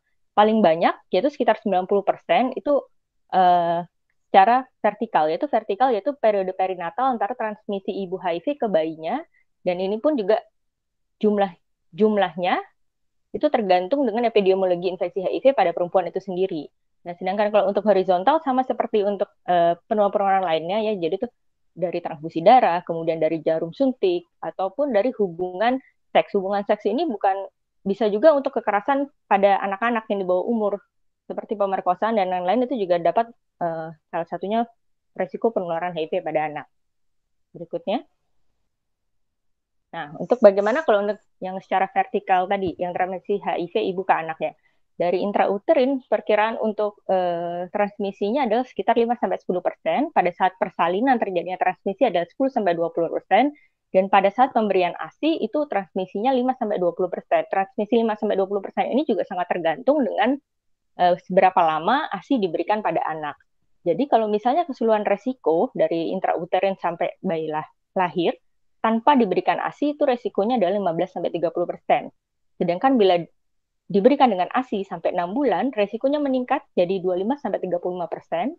Dan apabila ASI-nya diberikan 18-24 bulan, resikonya itu akan juga meningkat menjadi 30-45%. Oke, berikutnya. Nah, ini kalau kita lihat sini, data di sini, ibu yang dengan HIV/AIDS itu jumlahnya ada sekitar hampir 60.000. Namun hanya sekitar 56% saja yang memiliki akses untuk pengobatan atau yang mendapat terapi ARV. Dan hanya 37% saja bayi-bayi itu yang mengikuti early infant diagnosis. Itu masih sedikit sekali berarti. Dan sehingga untuk transmisi rate-nya berapa ini? Kalau misalnya ini data dari Asia Pasifik ya, pada tahun 2019, untuk transmisi vertikalnya ini sekitar 26%. Jadi masih cukup tinggi.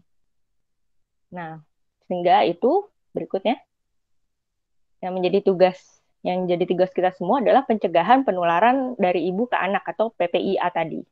Nah, ini ada caranya 4 pendekatan pencegahan transmisi vertikal dari HIV. Yang pertama yaitu pencegahan primer infeksi HIV pada wanita usia reproduksi, yaitu dengan cara tentu dengan konseling-konseling kesehatan reproduksi, kemudian edukasi tentang HIV/AIDS itu sendiri, dan layanan untuk tes HIV itu sendiri. Kemudian yang kedua yaitu pencegahan kehamilan yang tidak diinginkan, atau misalnya adanya harus ada perencanaan pada saat kehamilan. Jadi sama akses terhadap ARV sendiri, kemudian konseling tes dan HIV pada ibu-ibu yang akan hamil, kemudian konseling perencanaan keluarga, dan kemudian apabila sudah hamil, kemudian pencegahan penularan infeksinya HIV dari ibu dan ke anak. Sama harus pemberian ARV, kemudian perawatan antenatal yang tadi sudah dijelaskan oleh Dr. Syifa, dan adanya dukungan psikososial.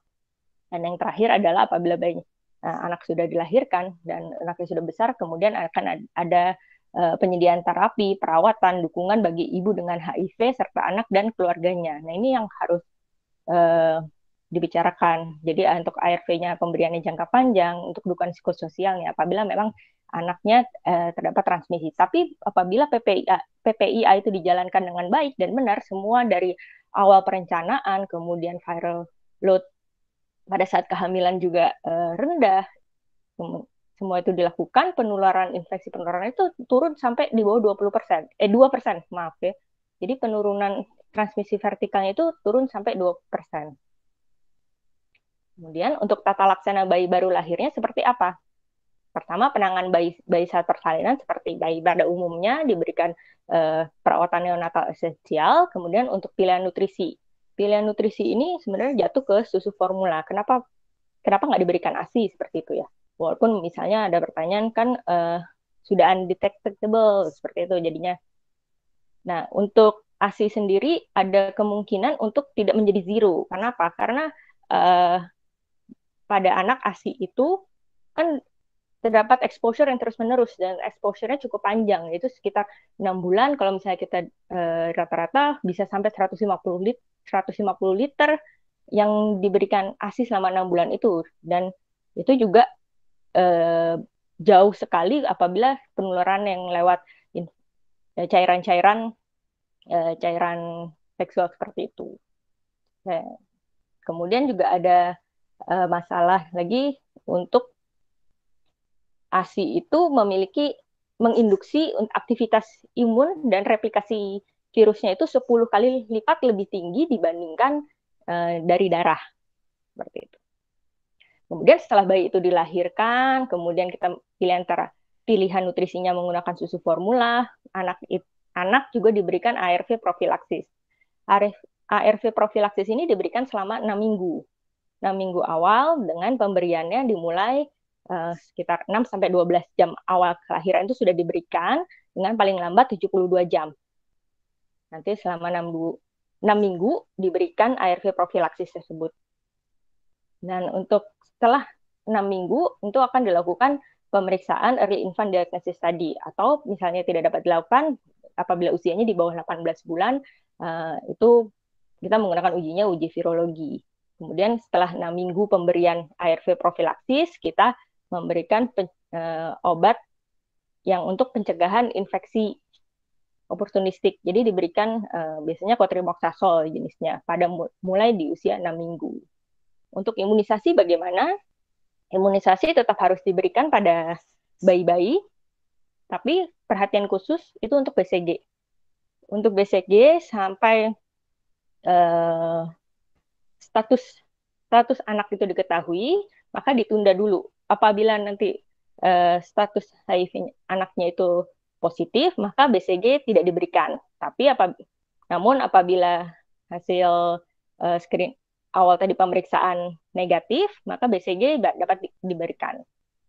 Kemudian untuk vaksin-vaksin hidup juga dapat diberikan seperti MR, dan itu juga nanti pasti akan ada pemeriksaan sebelum pemberian vaksin.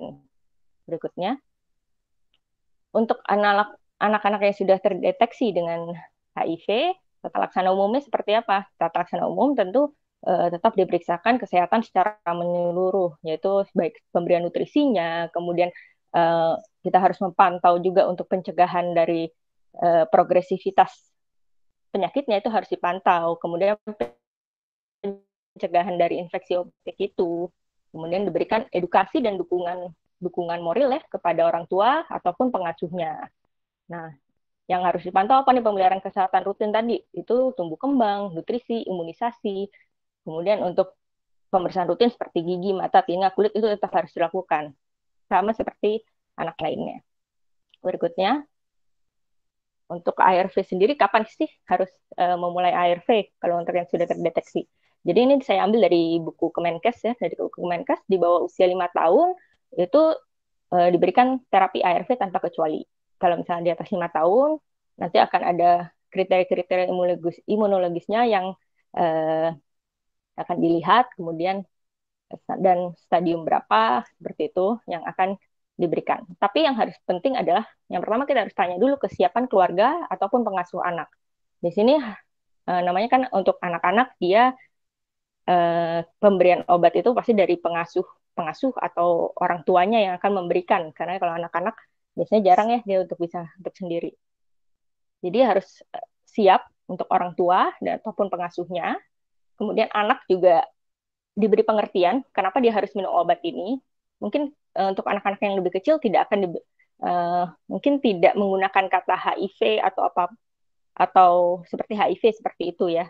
Kan mereka juga belum mengerti, jadi kita juga memberitahunya sesuai dengan usia anak dan harus minum obat ini harus setiap hari dan yang lain. Yang kemudian untuk apabila tadi dilihat ada infeksi oportunistik, nah itu tata laksananya didahulukan dulu sebelum memulai ARV. Berikutnya. Nah, ini untuk jenis-jenis obat ARV-nya, yang lini pertama kita memberikan dengan 2 NRTI dan 1 NRTI ya.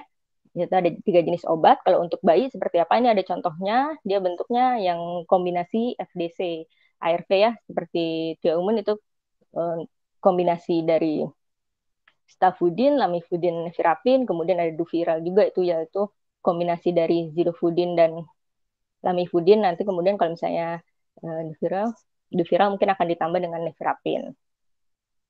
Untuk pemantauan sendiri apabila sudah diberi slide selanjutnya, untuk pemantauan sendiri setelah diberikan ARV tentu harus dilakukan pemantauan, yaitu evaluasi klinis, yaitu berat dan tinggi badan itu dasar ya, secara rutin harus dilakukan. Kemudian perhitungan dosis dari ARV itu akan disesuaikan dengan berat badannya dan pemberian obat-obat lainnya secara bersamaan. Kemudian kita harus mengkaji kepatuhan minum obat itu sendiri. Kemudian pemantauan efek samping itu yang harus dilakukan rutin setiap bulannya. Kemudian untuk laboratorium tentu ada yang harus dilakukan rutin pada saat dasar, kemudian diulang tiap 6 bulan maupun ada yang sesuai indikasi. Yang berikutnya, slide selanjutnya.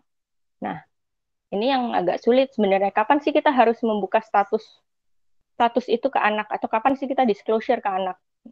Nah, ada penelitian atau studi itu yang rata-rata mereka memberikan disclosure ke anak itu di usia 10 tahun. Nah, ini dikatakan adalah usia 10 tahun adalah usia yang terbaik untuk membuka status itu kepada anak. Tapi tentu caranya tidak langsung kita beritahukan seperti itu. Yang caranya adalah pertama kita konsultasi dulu dengan pihak keluarga, kemudian dari orang tua yang bisa memulai untuk membuka itu, untuk membuka status bisa dari keluarga itu sendiri ataupun dari keluarga minta tolong untuk dari petugas kesehatan untuk memberitahu ke anak itu juga bisa. Kemudian mungkin untuk umur-umur tertentu kita memberikan partial disclosure. Partial disclosure itu cuma setengah aja. Jadi kita memberitahu ini ada kuman di dalam tubuh yang harus kita tidurkan gitu. Yaitu dengan minum obat, dan minum obatnya harus secara teratur supaya si virus tadi tidur, kemudian supaya adik bisa tumbuh berkembang seperti biasa, seperti itu. Kemudian setelah partial bisa full disclosure, dan setelah lakukan full disclosure kita follow up. Nah, ini kadang kita sudah full disclosure bisa lagi mundur lagi gitu. Bisa mundur lagi itu seperti siklus ya. Gitu. Walaupun misalnya anak sudah dibuka tapi kadang mungkin penerimaan anak juga tidak bisa langsung menerima seperti itu. Biasanya kasus-kasusnya banyak diberitahu, kemudian tidak dapat menerima. Kenapa? Mereka nyalakan aku nggak salah apa-apa, aku nggak ngapa-ngapain, kenapa aku bisa seperti itu, dan lain-lain seperti itu. Nah, itu biasanya akan dikonsultasikan lagi. Dan untuk membuka status ini, kadang nggak bisa satu kali memberitahunya. Mungkin harus ada konsultasi berkali-kali baru bisa. Mungkin sih seperti itu aja. Semoga cukup jelas ya. Sebagian besar sih tadi sudah dijelaskan juga oleh Dr. Shiva ya. Gitu. Jadi nggak terlalu banyak yang bisa saya tambahkan. Seperti itu aja. Terima kasih. Baik, terima kasih banyak Dr. Dian untuk pemaparannya. Dan kita belajar bahwa walaupun kita sudah melakukan semua proses, tetap ada resikonya ya, tapi tetap bisa ditahan sampai di bawah 2%. Nah, itulah yang kita ingin benar-benar tuju. Kita adalah zero transmission dari ibu ke anak dengan cara melakukan berbagai langkah untuk memastikan tidak terjadi penularan. Dan tadi sudah dijelaskan bagaimana proses-prosesnya yang perlu diambil langkahnya. Oke, kita sekarang masuk ke sesi tanya-jawab. Sudah cukup banyak pertanyaan yang sudah saya kumpulkan saat ini. Kita undang semua pembicara, mulai dari Mbak Baby, Mbak Hages, Dr. Shiva, dan Dr. Dian.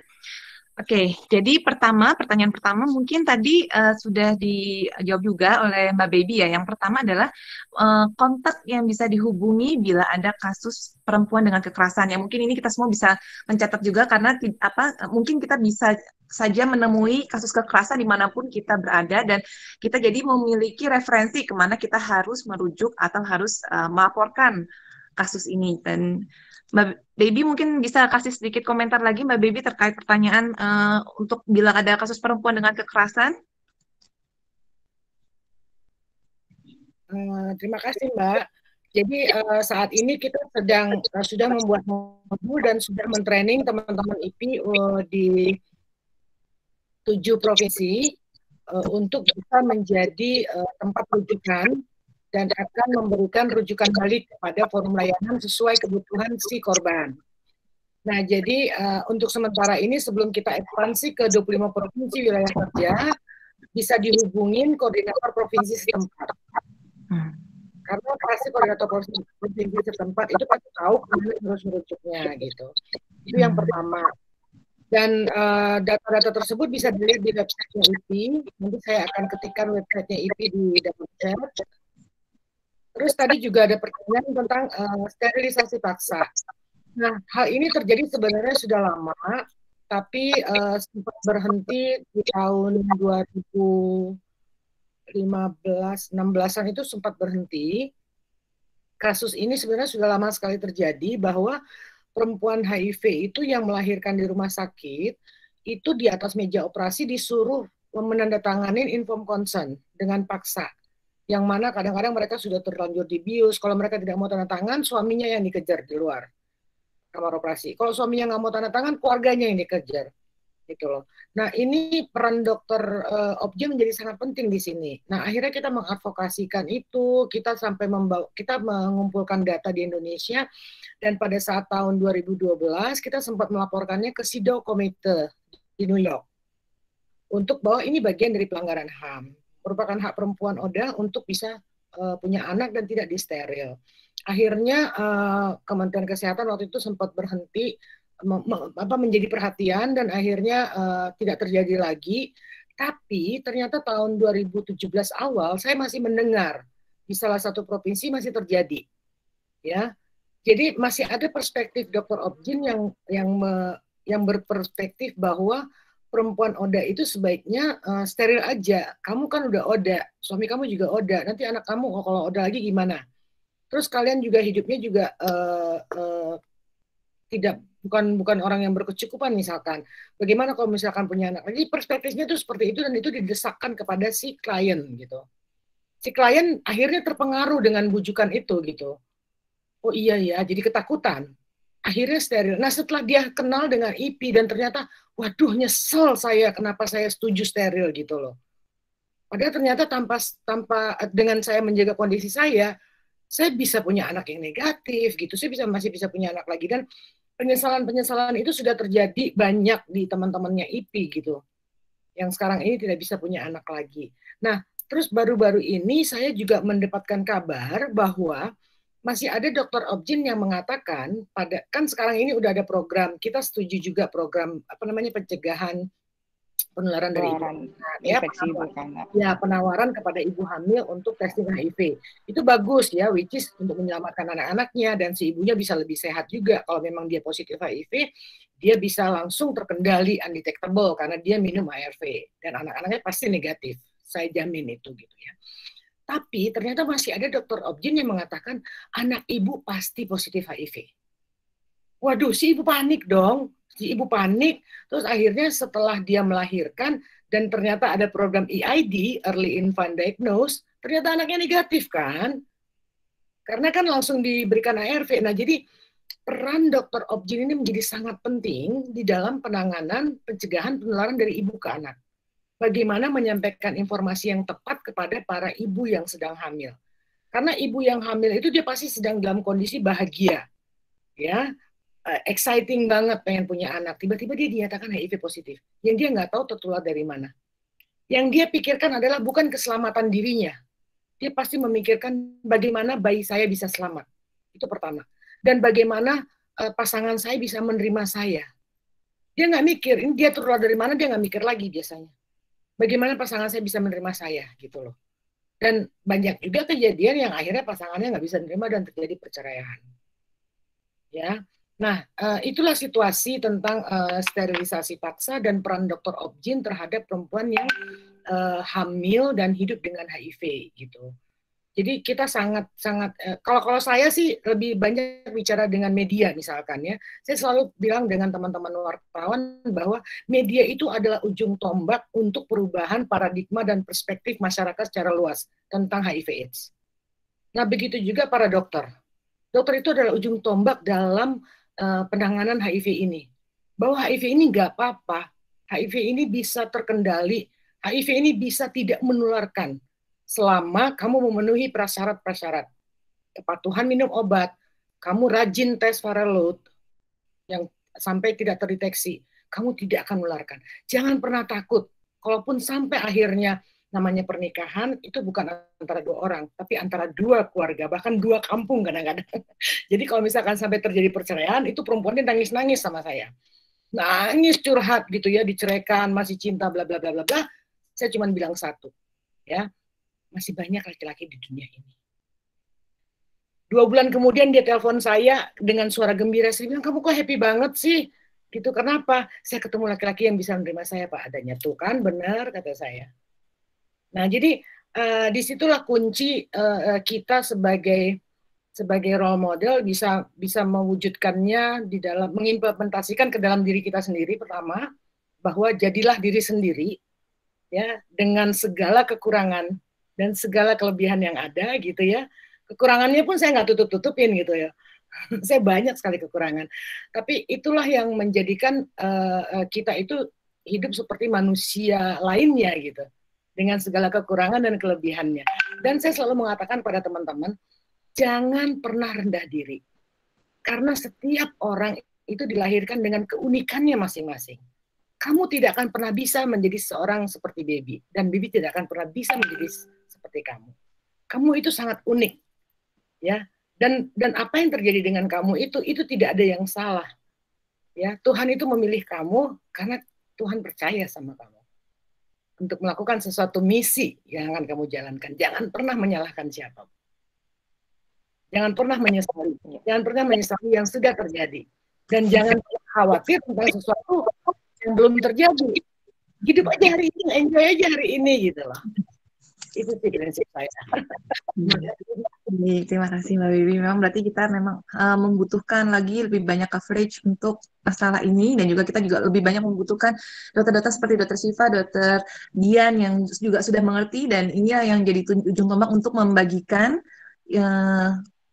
betapa bahwa tidak seperti itu, bahwa tidak ada, bahwa akan pasti positif itu tidak ya. Baik, terima kasih banyak. Baik, kita beralih ke pertanyaan nomor 2.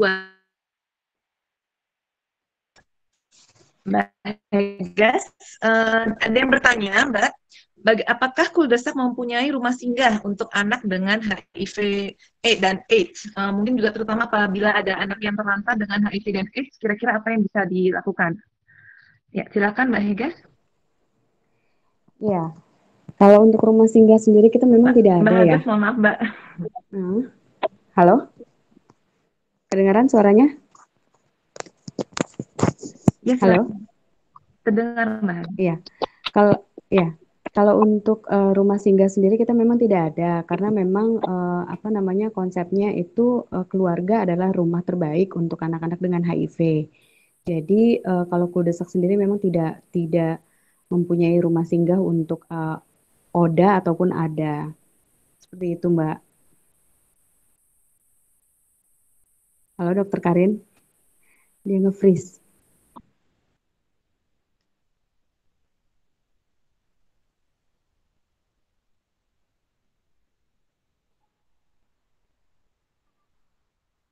Halo. Dokter Karina.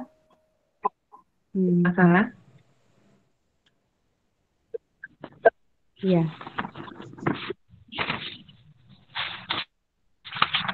Sepertinya sinyalnya jelek banget nih Dokter Karina nih. Iya. Iya. Suaranya hilang. Ya. Udah. Ya. Agak hilang ya? Ya, ini sinyalnya lagi hilang. Ya, oke, silakan Mbak Hages. Ya, tadi sudah dijawab sama Mbak. Terus, Dok, silakan bisa dilanjut. Belum ada ya? Baik. Tapi untuk anak yang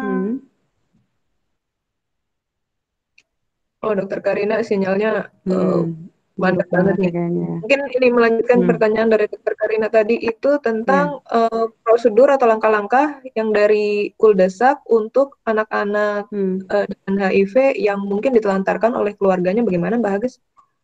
Ya, kalau untuk di Kuldesak sendiri sih biasanya kita akan mencari keluarganya, gitu karena ada juga satu kasus yang dulu kita temui juga anak seperti itu, gitu. Jadi benar-benar dibuang. Iya, jadi dia benar-benar dibuang sama keluarganya, gitu loh ya kan. Tapi kita bersama dengan petugas kesehatan yang ada di sini, terus kita juga bekerja sama dengan dinas sosial, kita mencari siapa nih keluarganya gitu. Nah, itu kita biasanya kembalikan lagi ke keluarganya sih, gitu. Jadi bagaimanapun karena ini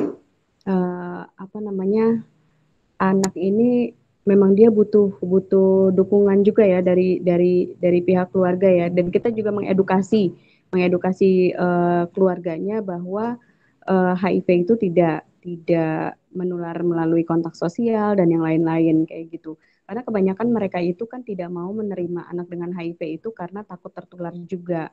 Terus mereka kayak kerepotan gitu untuk kayak gimana nih caranya nanti ngurus nih anak gitu loh ya kan. Nah, waktu kejadian anak ini dibuang dari keluarganya, itu ada salah satu pihak dari RT setempat gitu, RT RW setempat itu menyediakan tempat tinggal untuk anak ini untuk dirawat, benar-benar dirawat sama warga akhirnya. Seperti itu. Nah, kita pun juga memberikan dukungan berupa nutrisi dan juga kita memberikan support dengan anak ini, juga memberikan edukasi juga kepada masyarakat setempat bahwa juga jangan sampai menjauhi anak ini seperti itu. Nah, tapi akhirnya anak ini meninggal sih gitu. Nah, sampai sekarang sih belum ada lagi ya ada kasus anak dibuang gitu loh ya kan dari keluarganya seperti itu. Tapi kalau untuk ditemukan lagi kasus seperti ini, biasanya kita akan bekerja sama dengan dinas-dinas kesehatan dan juga dinas sosial gitu untuk menyelesaikan masalah ini secara bersama-sama. Gitu. Terima kasih Mbak Hages tanggapannya. Ini Dokter Karina kelihatannya masih belum bisa bergabung bersama kita. Saya akan bantu untuk melanjutkan pertanyaan berikutnya. Mungkin bisa ditanggapi oleh Mbak Hages dan Mbak Baby ya. Ini ada yang bertanya, bagaimana cara untuk menjelaskan kepada anak dengan HIV untuk terus minum obat ARV-nya. Apalagi untuk anak-anak kan biasanya kadang-kadang suka kelupaan minumnya seperti itu. Bagaimana untuk menjelaskan tentang status penyakitnya dan agar dia mau rutin disiplin minum obatnya. Silakan, mungkin dari Mbak Hages dulu atau Mbak Baby? Oke Mbak, kalau misalkan di IP kita sudah mempunyai modul, baru saja kita selesaikan akhir tahun lalu, itu modul yang namanya orang tua super. Nah, karena kami menghadapi persoalan stigma terhadap anak-anak kami tersebut, makanya kami akhirnya meng-create sebuah modul orang tua super di mana cara berkomunikasi antara orang tua dan anak. Baik anaknya itu yang hidup dengan HIV, fokus utamanya, dan fokus yang keduanya adalah anak yang dilahirkan negatif. Nah, jadi teknik berkomunikasi dengan anak itu sekarang tertuang di modul itu. Nah, sekarang modul itu sudah ada di kita dan sekarang tinggal nih siapa nih yang mau support untuk mengimplementasikannya. Karena modul ini sangat baik untuk secara umum. Jadi kami tidak hanya spesifik kepada orang tua yang hidup dengan HIV dan anak yang hidup dengan HIV, tapi berkomunikasi antara orang tua dan anak. Jadi di situ ada bicara pencegahan, di situ juga ada bicara tentang pengobatan dan bagaimana si anak itu menjadi paham tentang pengobatan dirinya sendiri.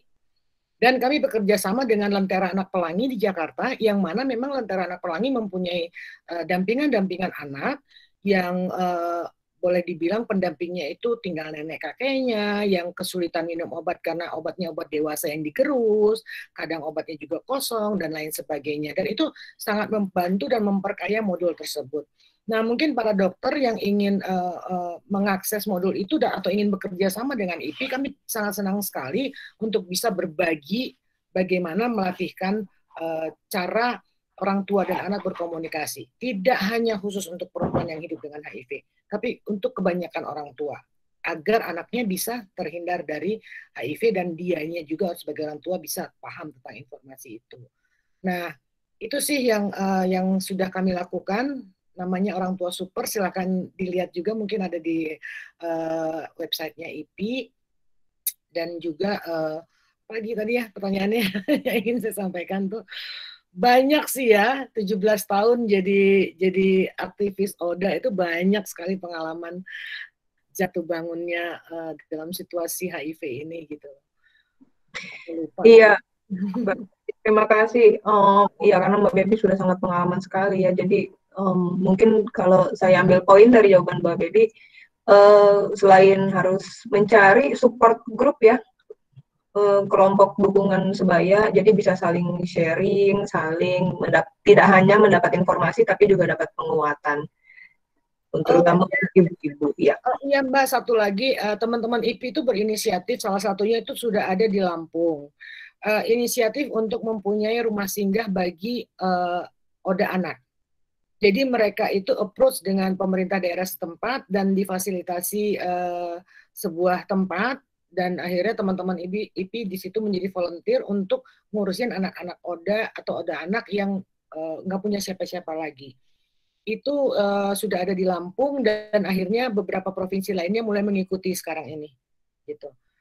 Karena boleh dibilang kita tidak bisa berharap banyak bahwa ini menjadi perhatian pemerintah untuk, ya frankly speaking ya, sorry to say gitu ya, bahwa anak ini tidak menjadi fokus utama pemerintah dalam penanganan HIV.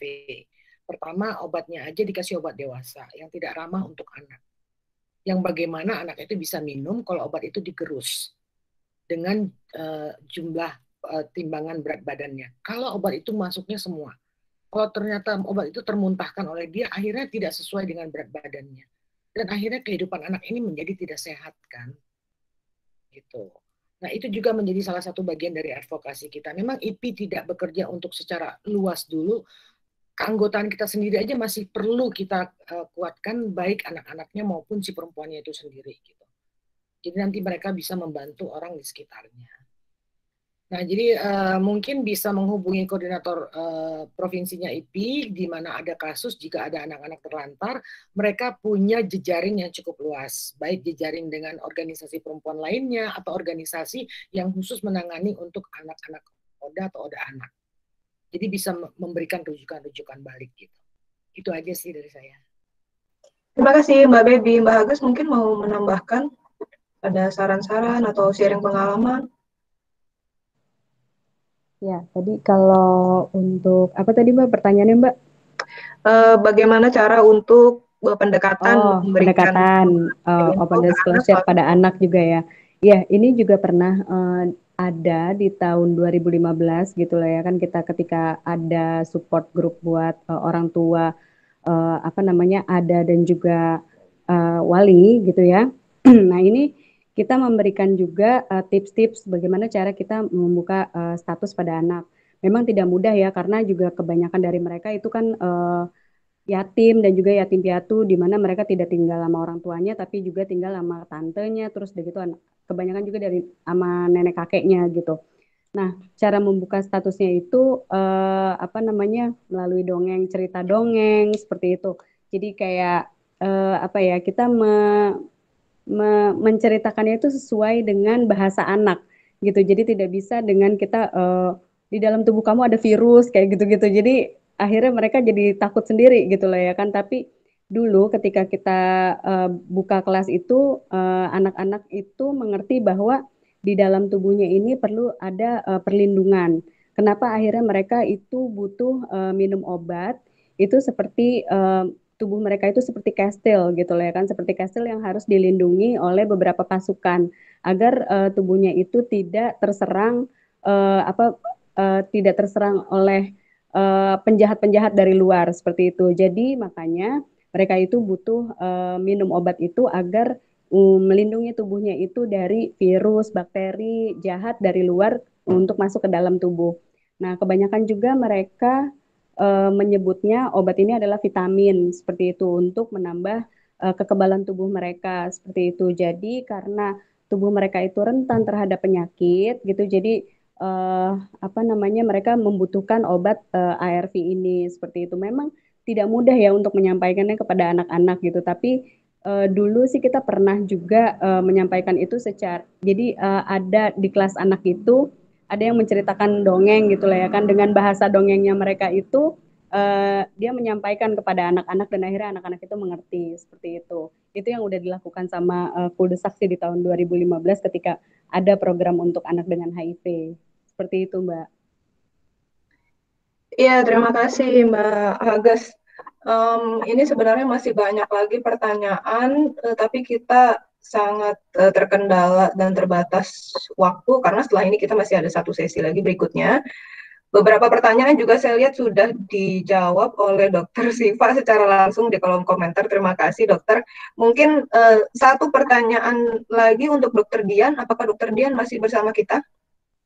Iya, masih. Ya, ini ada satu pertanyaan Dokter yang butuh untuk dijawab mengenai ASI perah. Oke. Sebentar, saya mana tadi pertanyaannya hilang.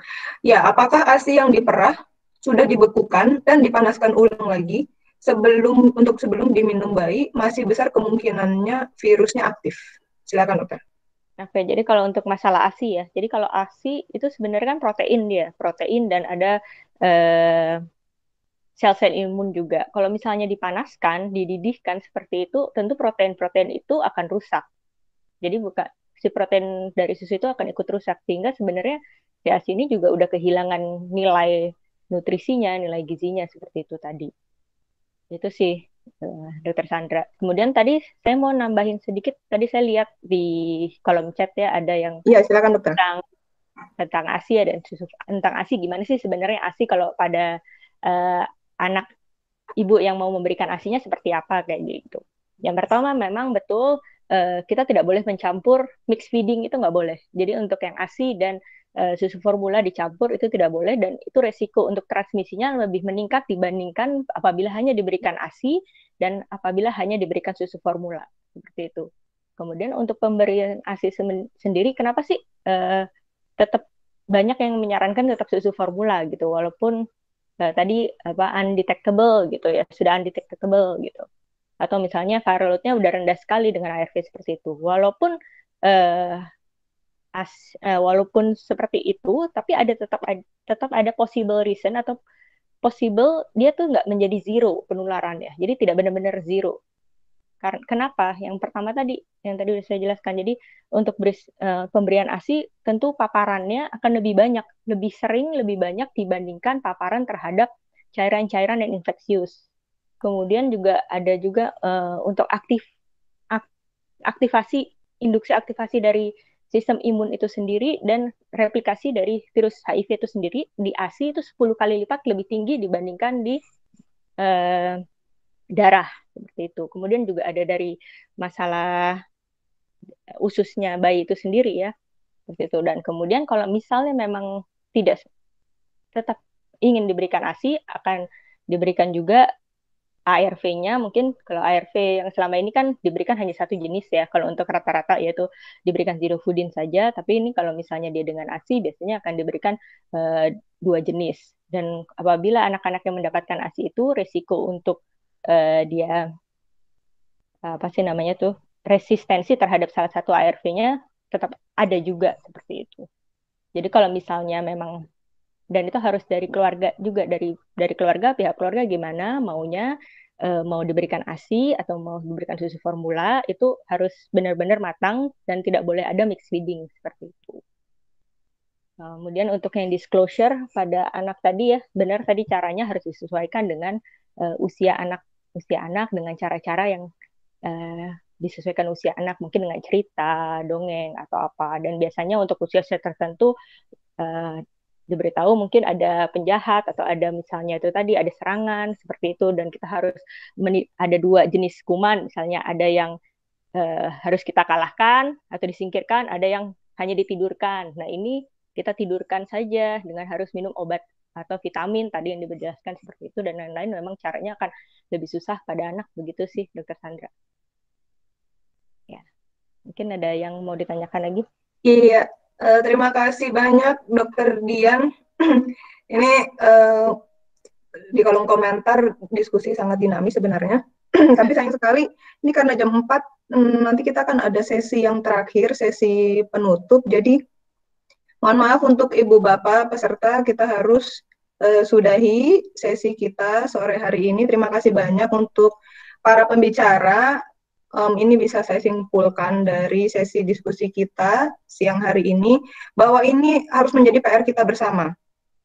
Khususnya untuk kami-kami yang tenaga medis ya, untuk lebih mau membuka diri, membuka pikiran terhadap update-update terbaru tentang HIV. Karena memang namanya ilmu pengetahuan itu dalam waktu setiap hari mungkin ya terjadi perkembangan baru, dan ini harus terus kita mengupgrade diri kita sendiri dengan ilmu-ilmu yang terbaru. Dan ini semoga juga setelah acara ini juga bisa makin menyemangati teman-teman ODIF untuk lebih bersemangat untuk menyuarakan hak-hak bagi sesama ODIF juga. Ya, saya ingin mengingatkan dulu bahwa donasi untuk ADA masih dibuka sampai 30 November dan nanti akan diserahkan pada tanggal 1 Desember bertepatan dengan World AIDS Day. Saya share linknya ya, karena untuk donasi bisa melalui link saya sudah masukkan di kolom komentar. Silahkan kalau mau dibagikan supaya bisa mendapatkan donasi lebih banyak untuk kebutuhan anak-anak dengan HIV. Kami mengundang Ibu Bapak semua untuk mengikuti sesi yang berikutnya, itu sesi yang ketiga sekaligus sesi penutup, nanti jam 4 sore waktu Indonesia Barat. Topiknya HIV pada LGBTQ dan pengguna nafsa bersama Sepi Maulana Adrian, Samsu Budiman, dan Dr. Damba Bestari. Silahkan langsung klik di link yang sudah dibagikan lewat email maupun WhatsApp ya. Saya sebelum menutup mau mengumumkan dulu pemenang giveaway. Sore ini ada 2 orang.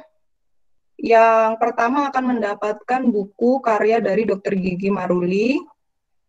Saya berikan kepada peserta atas nama Google Meet Medis Putra. Dan yang kedua akan mendapatkan tote bag persembahan dari Perempuan Berkisah. Saya berikan kepada atas nama Aan Rianto untuk atas nama Medis Putra dan Arianto boleh jangan meninggalkan dulu ruang diskusi ini karena harus dikumpulkan datanya dulu ya. Akhir kata saya ucapkan terima kasih banyak untuk semua pembicara kita, Mbak Baby, Mbak Hages, Dr. Siva, Dr. Dian, dan semua peserta. Dengan ini sesi ketiga kita tutup. Mari kita bebaskan diri kita dari stigma negatif dan perilaku diskriminatif terhadap teman-teman ODIF. Terima kasih, selamat sore. Selamat sore. Sore Mbak Hages, terima kasih. Dr. Siva, terima kasih dok. Terima kasih semuanya.